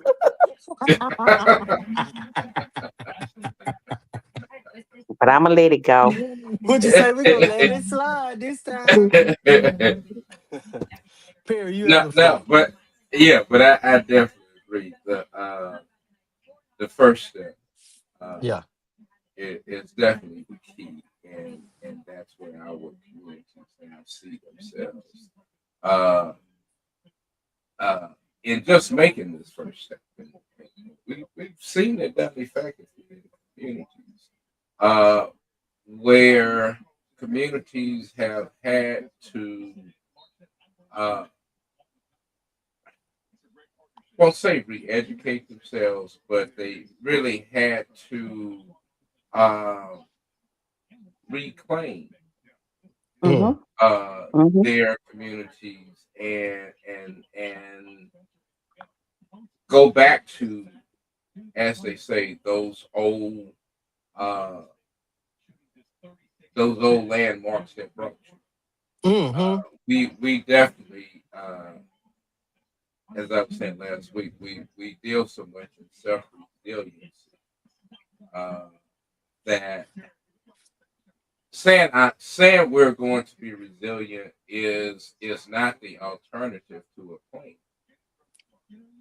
Got to do Talk is something. cheap. And right, and so we end up doing a survival by any means necessary, then a strategy that we're looking for this strategy that is all perfect, and we Hmm. know that that is impossible. But the Right. lack of a perfect strategy doesn't mean that we can't implement a strategy at all. At all. I totally And agree. that's where we usually find ourselves, is that we tend to look at responding to issues as a strategy for combating, Yeah. So now when really, y'all know. I'm sorry, Perry. Y'all know just go because ahead. Perry brought all that back. I got to go back now You because a gotta go lot of back. people don't know. We're telling them the things to do, but a lot of times we need specifics. Yep. And that detailed thing is what I do. So here I go. Okay. So, your name is actually being signed to a covenant or a contract, right? So Pierce said we got to do more than just talk about it. We have to be about it. So Facts. you have to gather the people together and name the specific contract and its harmful clauses and state it clearly. We, the community, do not consent. This covenant signed in our name is unjust. Mm-hmm. Its terms are broken. So now you've made the hidden visible. Okay. Mm-hmm. Mm-hmm. Now you move to replace it. Don't just fight the old contract. Yeah. Build a new one in plain sight. Right. Create a community land trust to control the land. Form a cooperative to meet needs. Or draft a people's contract with the terms of care, not extraction. And that shows what you're for. Because your name Mm. was signed to it. Mm-hmm. Mm-hmm. Yeah. I totally agree. So now you can replace that unjust covenant by building a righteous one right next to it and starve out the old system. Yeah. Mhm. 100% starve out the old system. Yeah, And yeah.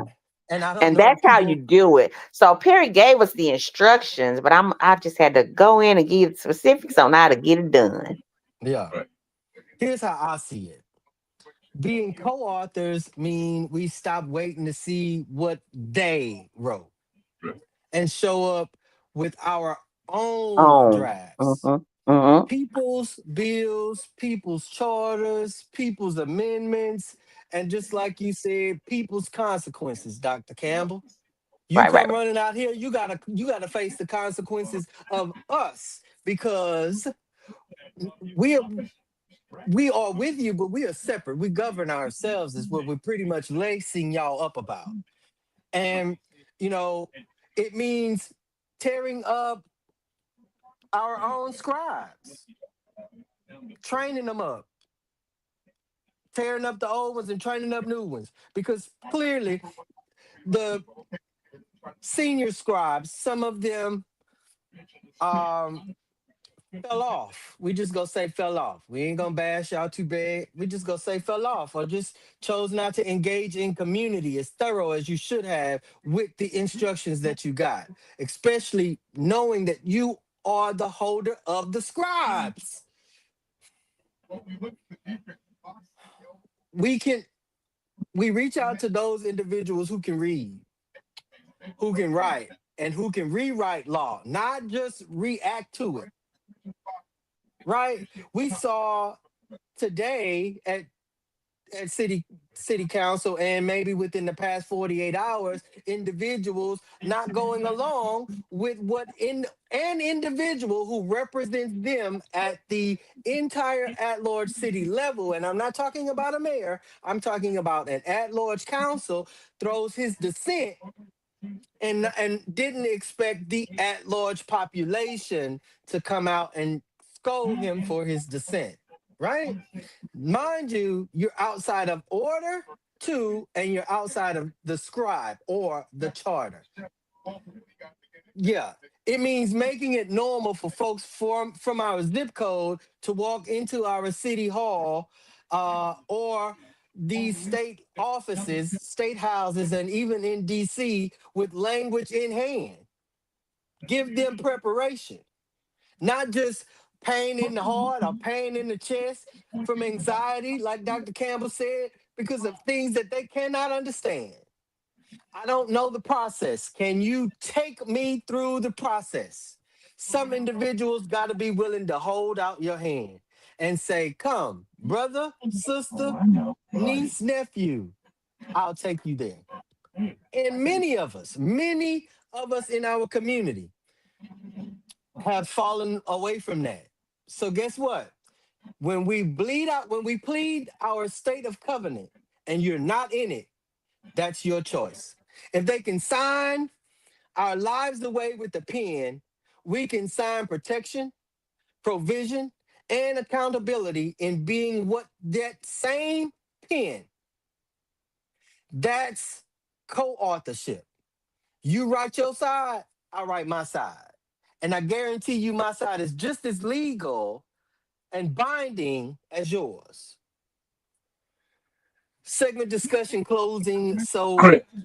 what's up? Right. Go ahead. Yeah, Go yeah, yeah. ahead. I wanted you to get all of that one out because speaking on the issue that happened in the last 48 hours, I must say, as I followed uh, that development, one of the things that really made me feel good was not only the people speaking out, but really uh, the first mention of the violation to the charter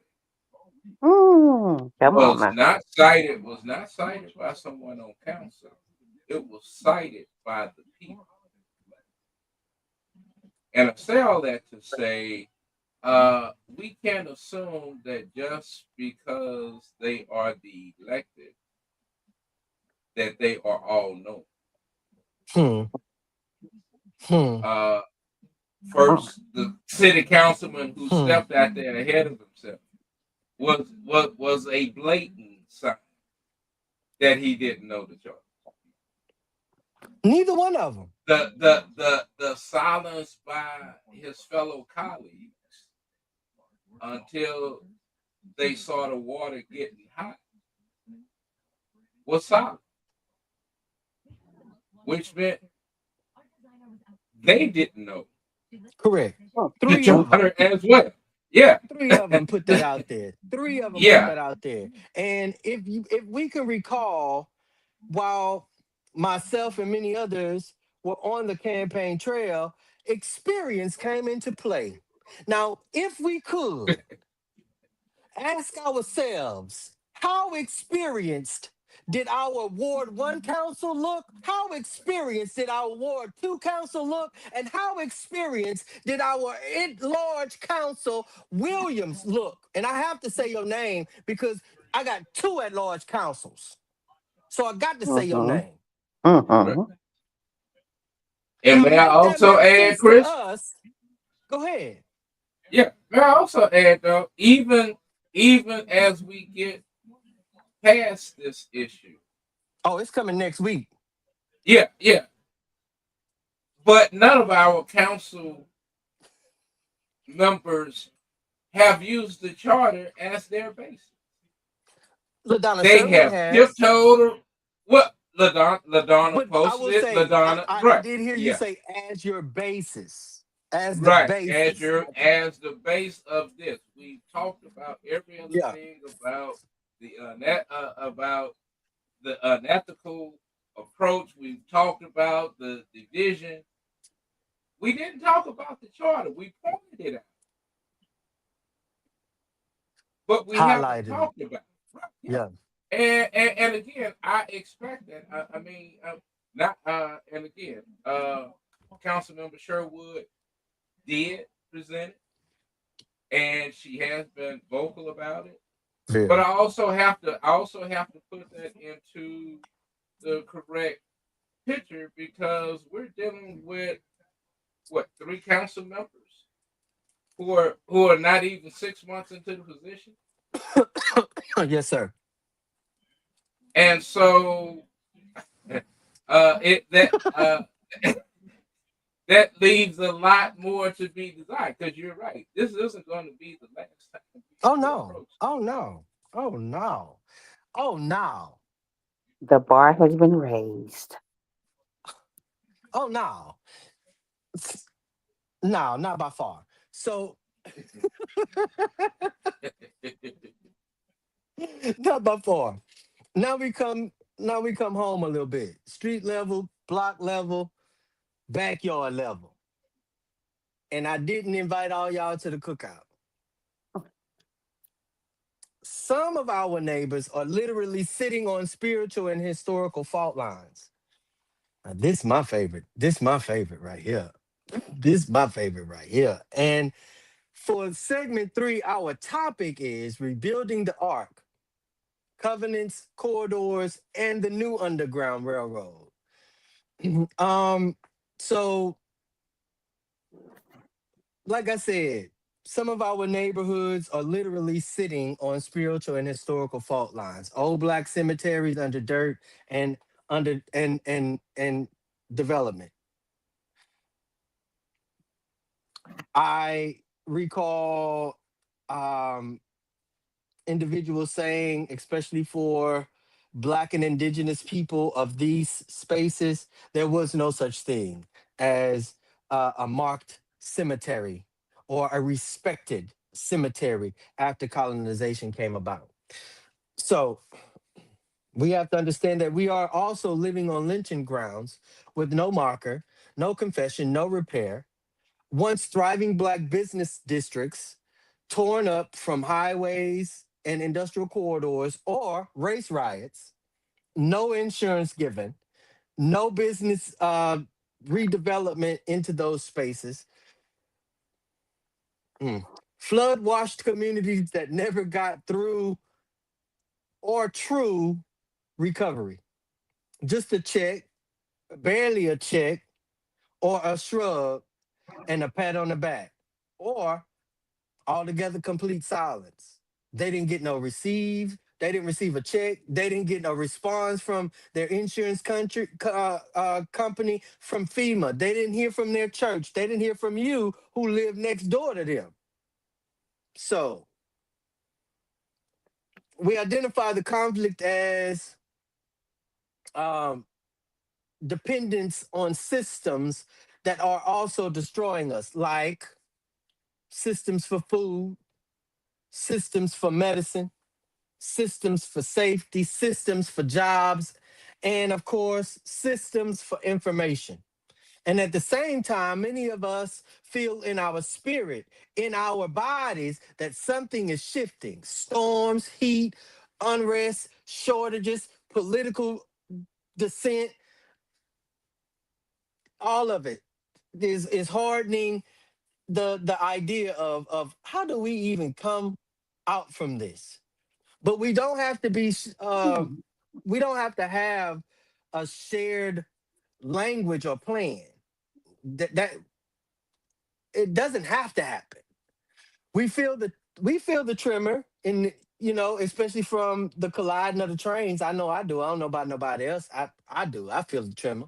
I feel the tremor whenever something at the Port of Beaumont slams on the ground. I feel the tremor. I feel the tremor when the train blow for longer than 3 seconds. I feel the tremor. And so we've identified that at those things as conflicts. The causes, it isn't just the people that don't care. I want y'all to know it's not just those people that don't care. Covenant and local level breakdown shows us we left sacred sites unprotected, cemeteries got neglected, churches got politicized, schools were turned into testing factories or pipelines to prisons, and holding tanks instead of launch pads for future leadership, global competition, right? We let disrupt, we let distrust become culture, organizations beefing, churches competing over size, and never mind. Um, Neighbors divided by colorism, class, party, or doctrine, or even religion. We shift from where we are in covenant to I'm going to get mine. I'm going to get mine. Uh, I'm gonna get mine. I don't care. It's me against the world. And then what happens? The block is spiritually and practically naked. No clothes. The consequences that we see every day are children who treat grief and violence as normal background noise. Elders dying with stories unspoken, strategies unshared, and authority unreleased. They dying in political seats, they're dying as the active pastor of a church. And mind you, there's no assistant, there's no associate, there's not even a youth man. All under that, this is this is rising dead.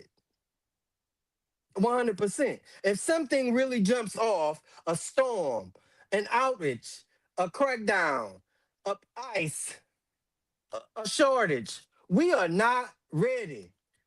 If if Roy West was to say close everything and we're on a 24-hour, I'm sorry, we're on a 23-hour uh shutdown. We stuck. We stuck. The cure. This is where the ark building comes into play. And it looks like covenant work. We sit down and we write neighborhood agreements as a collective. And we write that as a collective around how we keep each other safe, how we handle conflict without calling the same systems that kill us, how we share food, and we share care in crisis. Um, it also is a discussion of what our spiritual disciplines are. I didn't say religious disciplines. I said spiritual disciplines, prayer, fasting, assembly, truth telling. We don't just hope for unity, we covenant for it. We promise for it. It's ours, it's a part of us. We do corridor work, like Dr. Campbell said in the last segment. We identify safe houses, resource hubs, trusted elders, trusted medics, counselors, and drivers. We map how food, medicine, and information will move from and to, especially if phones go down, streets flood, police decide our area is hot and lock it completely down. I remember last year? We had, no, it was probably at the beginning of this year. Probably at the beginning of this year. Or maybe latter part of last year. But we had a shelter in place situation that was said to have only affected one particular area. Mind you, on this particular day, the wind was blowing high, so whatever gases that was released into the city or released, it didn't just stay in the area that received or the neighbors that received the shelter in place. So even in those spaces, we got to be ready. We got to be ready. That's an underground railroad for 2025 movement of life, not just escape of bodies. Covering work. We reclaim cemeteries, churches, schools, parks, and sanctified ground, identifying these unmarked graveyards. Identifying these unmarked graveyards with rituals, prayers, walks, namings, ceremony, markers, days of remembrance, with policy, zoning protections, landmark status, stewardship agreements, community benefits, deals that keep the land in righteous use. And Dr. Campbell told y'all how that happens through community land use process. Economic work, we build barter circles, not where I'm holding you your debt, but we build barter circles, microcredit, exchanges, tool libraries. We start shifting from our dependency of the same corporations and institutions that profit from our weakness.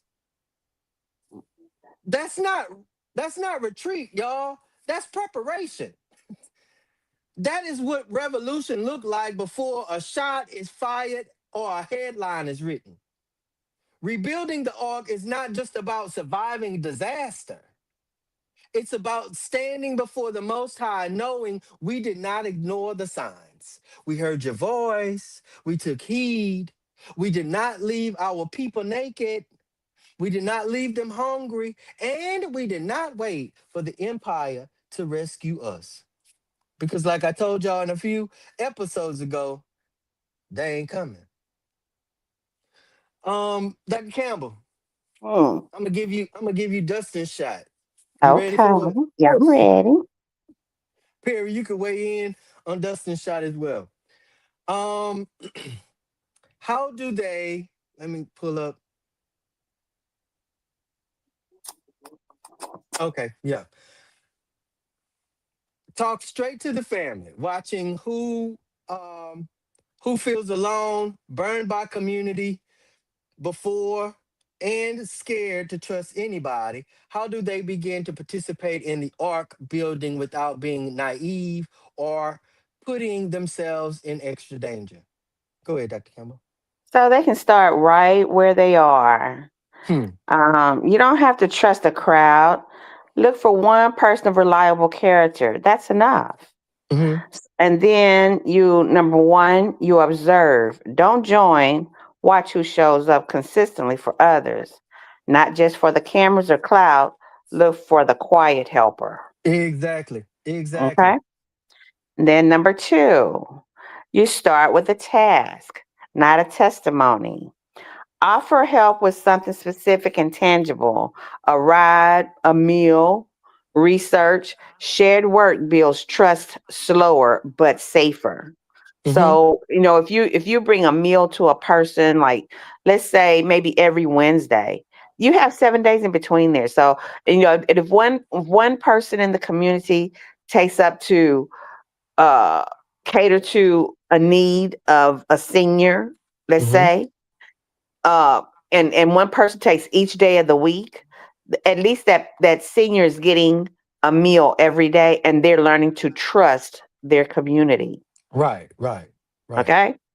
Hmm. Somebody may need a ride or something, and you can build that. Even you use a phone tree and find out who's available. Hmm. So I mean, these are tangible things that can happen. I'm not just saying them off the side of my neck. You can Right. guard your yes. So, Hmm. and what that means is you don't owe your story to nobody. You don't Nobody. owe your money. You don't owe your loyalty to anyone. A real community respects boundaries. If they pressure you, that's your sign to step back. Okay? Yes, indeed. So don't accept no pressure from nobody. You guard your yes. Yes, indeed. You don't have to be naive, but be strategic. Hmm. Let trust be earned through action over time. Your participation is on your terms. Start small, stay grounded, and let the proof show up in your deeds, not in words. Trust but verify every single time. Yes. Yes, indeed. Yes, indeed. Um. Oh, Dr. Campbell, you ready for your shot? I am. If we treated bodies, if I'm sorry, if we treated our blocks like holy ground again, what's the first work of repair, spiritual and practical, you believe we have to do on our land and at our sacred sites? The first work is listening to the land and telling its full story. Don't let our history be erased. Come on, Dr. Campbell. Okay? I'm just saying. We cannot allow our history to be erased. Exactly. Yeah. Exactly. So that means, somebody should be chronicling our history, Mm-hmm. listening, and somebody should be having our children to recite the history so that Yes. it's not lost. Then, okay, so practically you can find a true history of your block. Okay. Not just the glossy version. Uh, you can say who lived here first and what was Hmm. torn down, what Yes. struggles happened here. Mark Right. it visibly, even with just a sign or a garden stone. This Yes. grounds you in truth. Yes, indeed. Spiritually, before building anything new, acknowledge what was. Say the names. Grieve the harms. This isn't just ceremony, it's a cleansing. You Yes, can't Queen. build you can't build holy ground on buried pain. You must bless the truth first. Indeed, Queen. So start by knowing and honoring exactly where you stand. Everything else builds from that. Yes. Yes. How? Yes. I mean, I didn't mean to poke in your eye on that. Good golly, man. I did. If it hits you, I'm aiming. What you say? Oops, yo bad. Move your hand off my finger. No, move Uh, your eye off my finger. Move your eye off my finger. if it hits you, I'm aiming, baby. Believe that. Perry. Perry, you ready for your shot? Golly. Yes, sir. From that planner and data brain of yours, what does a community arc look like on paper? What's the minimum list of roles, resources, and maps every neighborhood should identify before the next crisis hits? Uh, to answer that, I really want to go back to something you said earlier. And we made a distinction between two important documents that often uh, come into our life. You talked about contract and you talked about covenant. Mm-hmm. And to some, those words may sound synonymous, but they aren't. A contract is a document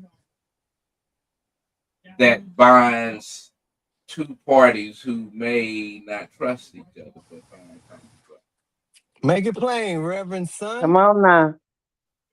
And the covenant is between two who have found spiritual wholesome and agreement with each other. All right. Also, and we know the covenant. The covenant is signed in ink, um, something that doesn't really cost anything. Most people will probably put more money into the pen than they'll put into the ink. Uh, but the covenant is messy. That's all heck. Because the covenant is signed in blood. Yes, It's Mhm. signed in blood because that is my life that I'm putting exactly. as the binding sign that I agree. And so you say, where do we begin uh, in our community? And I'm not gonna go back through the whole ark issue. I really love the fact that you use the ark as the symbol of this because we often forget that Noah took Noah what 600 plus years to build the That's ark, what I read. 685. And so, can you imagine listening to Negroes for 685 years who have no understanding of what you're trying Day in and day out. to? And I know for that, I know the Lord had to close the door to the Ark of the Covenant because for this reason alone, if Noah, like us, would have brought people in, once the Ark settled on dry ground, them Negroes would have forgot Mm. what you did for them because they not in covenant with you. Yes. Mm. And so you Yeah. say, what does our communities have to do? I think, let me put it like this: Barton Chapel, West Beulah, Antioch, Mount Gilead, uh, Community, Paradise, Cathedral. Cathedral. They are religious nonprofit organizations Mm-hmm. legally because that's what they signed the contract to be. Come on here, Now, parent. where they are missing is that these entities have a congregation that's made up of membership. At best, now I don't think you have to sign for that. You don't even have to get baptized. You can just be a member. Uh, but where the church is missing and where we are saying, well, where's the church is because the church is not in covenant with the community. Bam. Bam. And vice Church has been versa. making a lot of contracts. They've been Mhm. signing a lot of contracts and put up a lot of buildings. Been Yeah, signing a fair. lot of contracts to say let's do a campaign, but they have yet Mm-hmm. to get in covenant with the community. Man. Got to So I'm evangelize gonna just them. stop it right there. Man. We don't Ooh. need data. We can see that. We We can experience see it that every one day. in plain view. That camp, you got something to add to that? Mm-mm. I'm sure He you do. covered What it. you say? He covered it He all. covered it. Yes, he Covered it. did. Yes, he, Mm-hmm. yes, Yeah, he you got to did. evangelize that community. If you don't, You do. You really do. You gonna give me my shot, Dr. and you Campbell? know what? Maybe that's something that needs to be looked up, evangelized, because we often use that So word. we're gonna see if Dustin could carry that Ooh, definition. Cause you know he watching. You know Dustin is watching. So okay, Dustin, your word for the week next week is is evangelized. Evan, evangelizing. All right. In plain language, what does a new underground railroad look like in 2025? Not just for escape, but for survival, healing, and rebuilding. Hmm. I mean, I like this shot because it's a current shot. There's some good new nane. And in 2025. 2025, A new underground railroad looks like a web of people and places that are already ready to move, Right. especially move what empire neglects to attack or attacks. And in some cases, that looks like people, information, food, medicine, and money. It looks like houses where sacred teen or I'm sorry, a scared teen, a released prisoner, or a um, threatened organizer can land without being exploited. Right? It looks Mm-hmm. like churches and community centers that are more than Sunday spaces. They're cooling centers in heat waves. They are changing stations in blackouts. They are feeding stations in scarcity. They are doctors' offices when we can't even get to a therapist. These are drivers who know back routes, um, and are willing to move elders, supplies, or vulnerable folks quietly when things get hot or things get troubled. Healers, healers from licensed therapists to old school herbalists, um, including um, holistic doctors and holistic medicines, especially of what our ancestors understood. Um, we agree to make themselves those individuals to make ourselves agree to make ourselves available, um, on a rotation or like a shift, especially when people are breaking down spiritually and mentally. We have to be willing to connect with those individuals. Everybody that we see walking up the street talking to themselves is not crazy. Some of those individuals are actually pleading the blood of Jesus. They may be praying on their way to somewhere. I remember hearing somebody say, many of us, and this was on a Sunday, many of us passed up church heading to the sanctuary. And Mm-hmm. over all of that, it's covered in trust agreements. We don't expose people's locations, right? We don't sell folks out for clout. We don't play with this work at all because it's 100% serious. Lives are saved and or demised at this work. So you can't just think, well, yeah, I'm good because I know Dr. Campbell. No, Dr. Campbell is not the community. She's part of. And she invited you to be part of.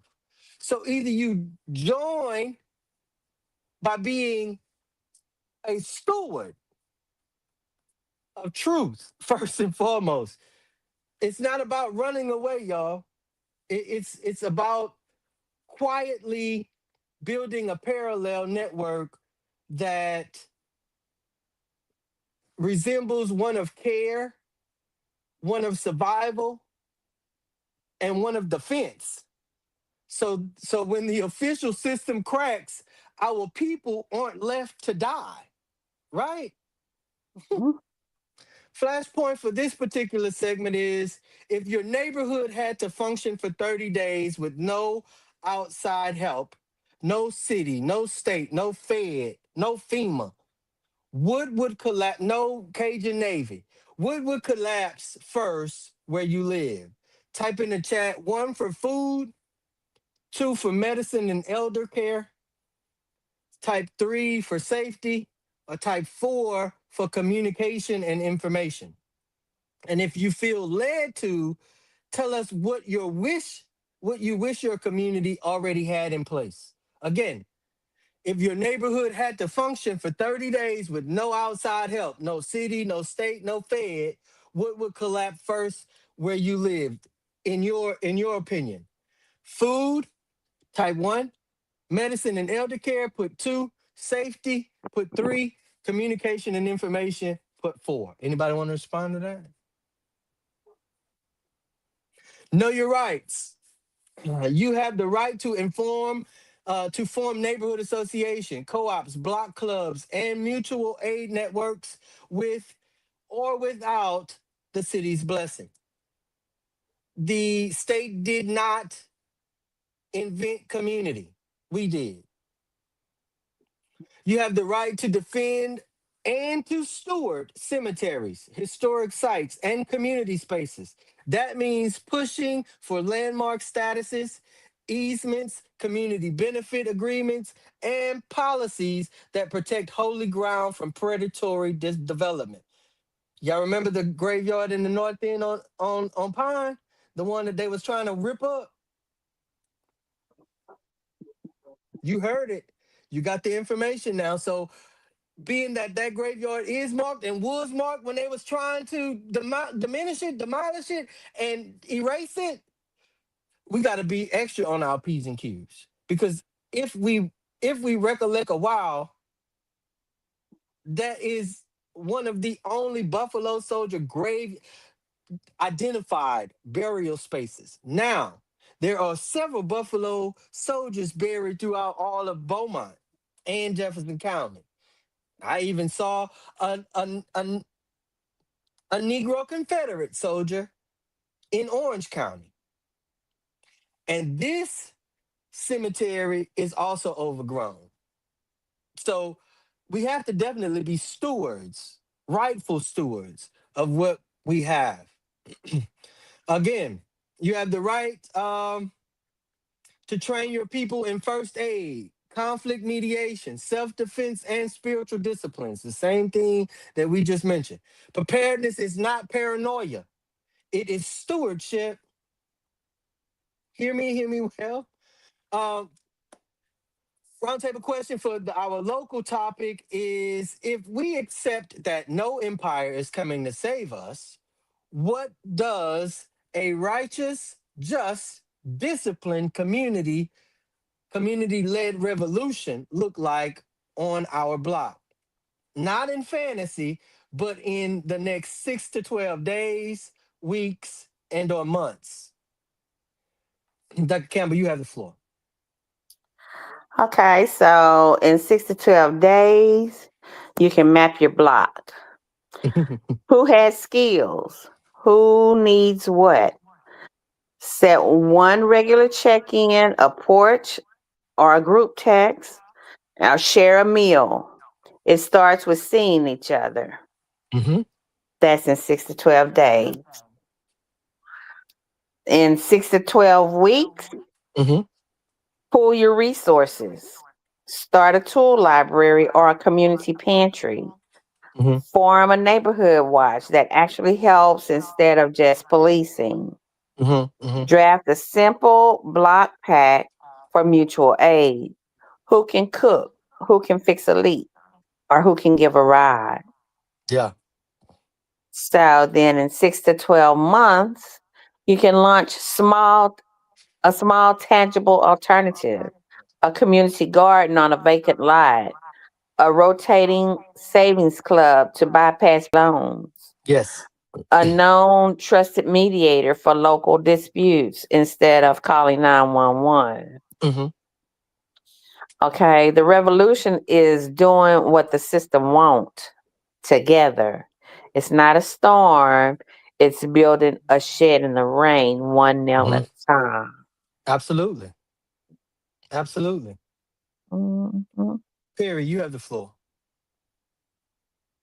Okay, I'm gonna take what Dr. Campbell has said, and we're gonna apply those to our own 6 to 12. The next 6 to 12 days, uh, we get a lot of information. I come in to sit at the round table, and that's just really a seat. Uh, because I get to come in and learn along without. and I can say I'm never disappointed when I sit at this round table. So to answer that question of our audience, and Dr. Campbell gave some really good examples. I think we need to embrace those and show our audience that as well. Uh, so in the next 6 to 12 days, I want to begin to understand what our audience doesn't know about their community or what they want to know. Yes. We share a lot of what we know, and we're just thankful that we have you to help lead us, Chris. We have the other individuals that sit around this table who bring a wide breadth of knowledge. So much so that sometimes we tend to think that we really don't have anything in A because what we think is just Yeah. common knowledge, and that's really treasure for someone. So we have to really get beyond ourselves to understand it. But I really want us, uh, for our audience, to really truly embrace it. That we want this information too, and we want you to partner with us Yes. in this. We don't want you to just be a listener. We don't want you to Right. just soak it in. You have valuable information that we don't know. And in the next 6 to 12 days, I want to begin to find, oh, I do know, and we're going to really start looking at it for us to really engage our audience better, to get your feedback, your input, Yes. because we give so much data away each day. From the time we wake up, Chris and I was laughing the other day about just how much data we give away for free. Well, not for free. We pay to give it away. We Yeah. are It's paying to paid. give data away on ourselves, and we not even trying to get data for free ourselves. So we need to change this paradigm and not just talk about it, but begin to put it in motion. Those are things that I think that we can do. It's not people start thinking, oh, it's going to be a lot of money. It's going no, it takes time. Yeah. It takes time. All of this that we talk about in terms of the shadow government. The shadow government, whether you like them or not, they've been putting in the time and putting in the work to make their vision. But Hmm. we have to put in the equal amount of work. Yes, indeed. Uh, uh, as it relates to this, because there is so much that distracts that when it comes to time to deal with meaningful things, we usually find ourselves tired, uh, needing a vacation, trying to get away from everything because we don't want to do it. And that's just built into the design. Let's keep you in military parlance. That's psychological warfare. Let's keep Correct. you off balance. Let's keep Correct. you worrying about your worrying about one thing, and then once you find out that thing wasn't what you thought it was, now they give you a new worry or they give you something else to find fear in. Yeah. And this is the new place for a society that for the last, you know, really I would say in the last 50, 60 years has grown exponentially. America has Yeah. grown exponentially Yeah. in the last 60, 70 years, so much so that I think that growth uh, has retarded our common sense. Yeah.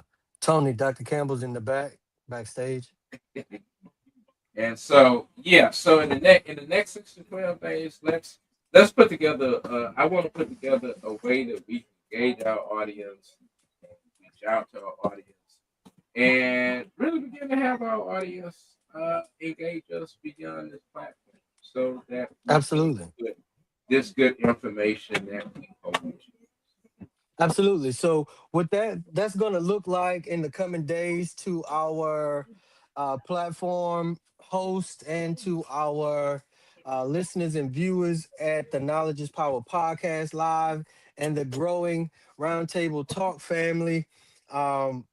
We'll definitely be throwing some things out on the platforms that we have so that we could engage or garner that information from our listeners, viewers, and individuals that follow us on all platforms. So be ready for that. We'll be uh linking up with Tony so that we could get that information out on all platforms that the Roundtable Talk Show is on, as well as the Knowledge is Power podcast live it presents. And so um I, I don't know, Tony. I don't know if you're still in the studio, but Dr. Campbell's backstage. um Here's what I believe. Of course, like Tony said, it's just my personal perspective from the information and experiences that I've had. And I would definitely like to take not only the discussions that we have at the round table um at, to a larger perspective or a larger identity. Um, but this is definitely one of the ways that we're going to do it. In the next 6 to 12 days, we identify who is on our block, exchange phone numbers with neighbors we can trust, and commit to one small act of covenant. Maybe watching out for someone, others, some for someone's child while the parents at work. Maybe a sharpened pantry shelf. Uh, Maybe a weekly prayer or a weekly check-in, right? 6 to 12 days, 6 to 12 weeks. We map one corridor: who can cook, who can transport, who can treat basic injuries, who can translate documents, who can read contracts, who can host spaces, who can clean, because we're gonna need somebody to clean. And then becomes our first that becomes our first arc blueprint. Um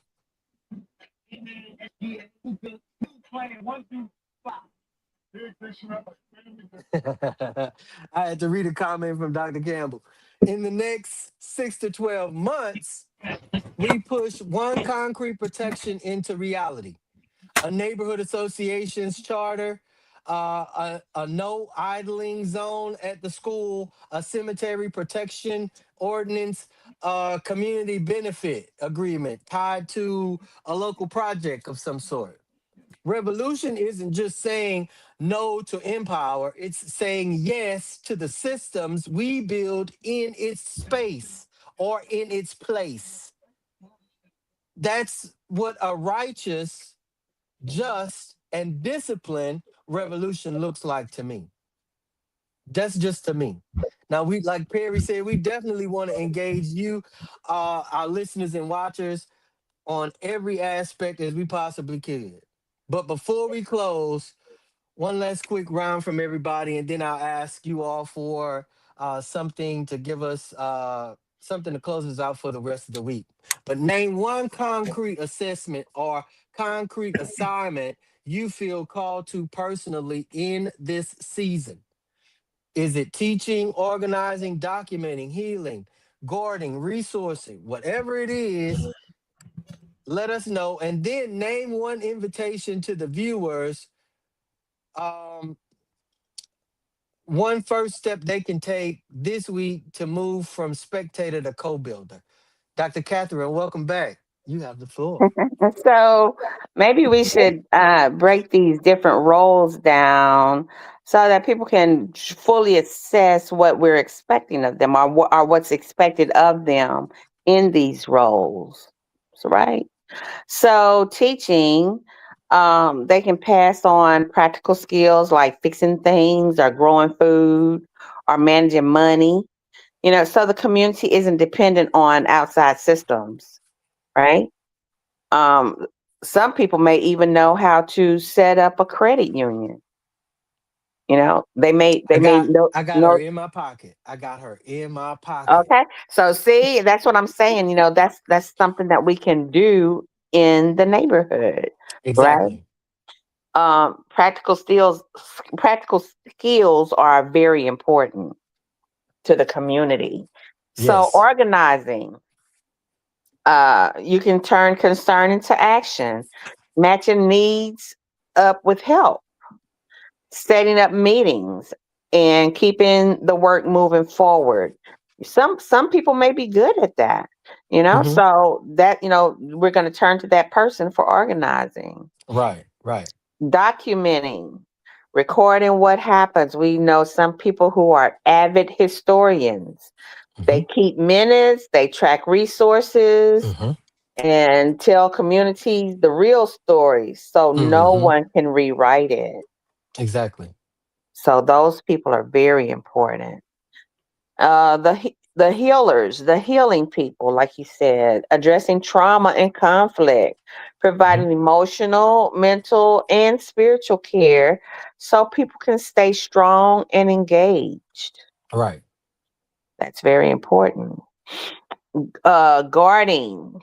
Oh God, we have people that walk the community, that they're very protective of the community. They protect the community's peace, the Right. people's peace, and the progress. Hmm. This means de-escalation, safety plans, not setting boundaries, no, not just locks or cameras. So, these people, we can call on them in our community, as we said earlier, rather than calling the police, right? Resourcing. Those people will strategically gather and manage what's needed: funds, tools, food, and connections. They Yeah. make it, they make sure that the work is possible and sustainable. Together, these roles build a self-reliant circle, one that meets its own needs and protects its own and heals its own. Hmm. So, my role, I believe, would be teaching, passing on practical skills. I love to grow food, and I'm a great manager of money. Now, I don't know how to set up a community bank, a community credit union, but I'm more than certain I could learn and I could Yeah. teach the skills. I could pass the skills on, and I'm pretty Absolutely. good at fixing things too. Mm. Come on. A jack of all trades. Plus, she know how to do hair. What? She is fluent in the arts. I promise. I don't know if y'all have ever talked to this lady personally, but she has an imagination out of this world, and I love it. I love it. I love it. Perry. Not just imagination, baby. I know how to work it. Yes, indeed. Oh, she brings that thing to life. She bring that thing to life. Perry, go ahead.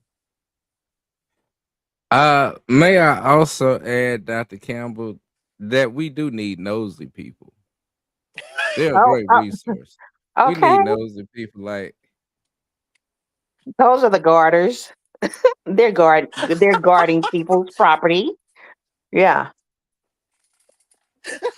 They She say they we're gonna give them a profound name, not the nosy ones. We're no, gonna they're call not them the nosy. They're garters. guarding the community with a safety plan. And they're making sure community that the boundaries are community respected. informers, community They are what did making they sure used that to the say? boundaries are set.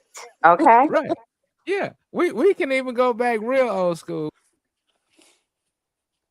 You Yeah. muted. We You can muted, Perry. we can call them Yeah, the go ahead. town crier if we want to. Okay? But we're going to set them under the heading of guarding the community because they set the boundaries and make sure the boundaries are respected. He got dropped too.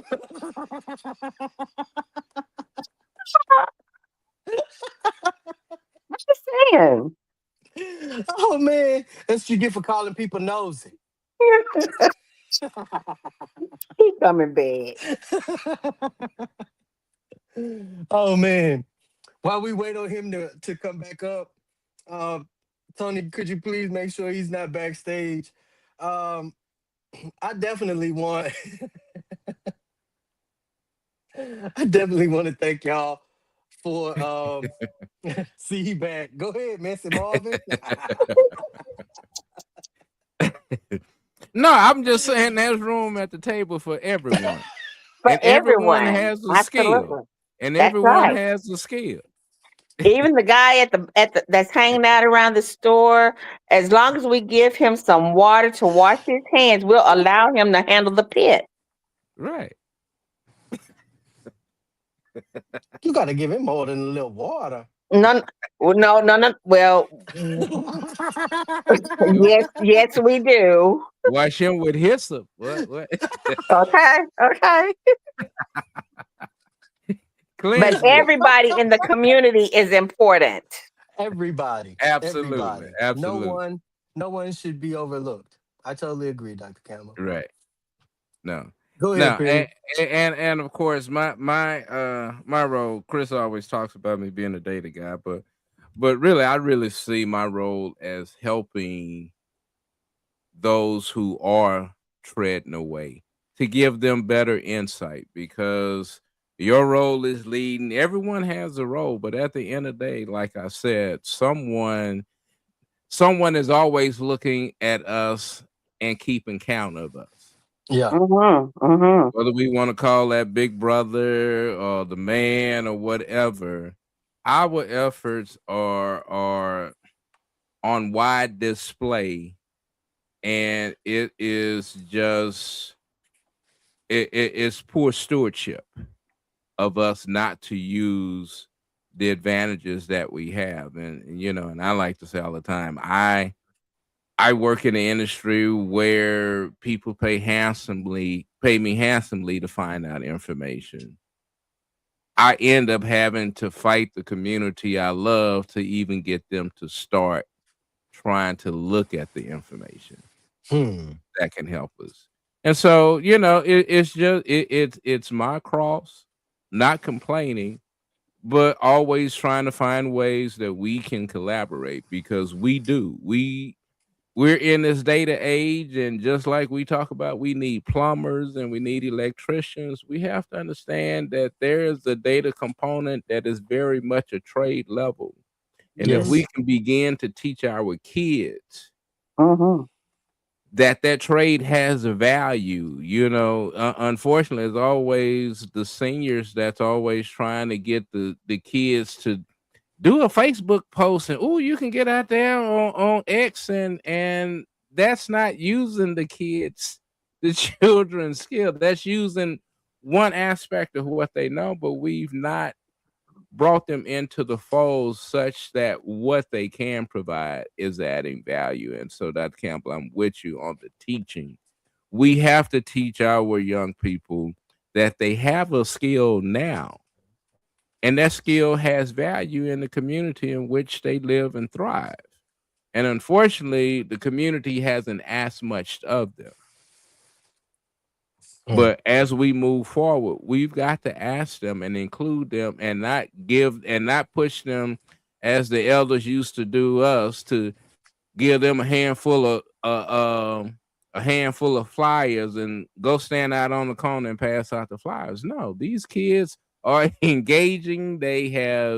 Uh they, they know this new environment that we uh rely on. And so why can't they build their skills in the community in which they live and thrive?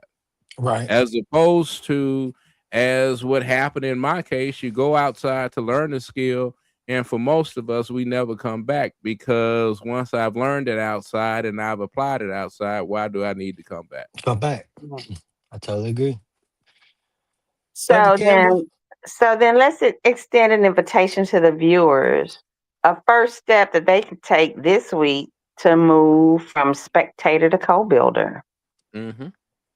Yep. So, When you had got dropped off, That's what Perry was talking about, creating avenues where we could engage our listeners and viewers, right? So go So I ahead. have some. Uh-huh. We see. Of course, why not? Huh? Okay, so this week, we can walk our blocks for 1 hour. Don't just pass through and observe, you know. So we can take note of an empty lot, an elder that's living alone, one skill that you have that can help.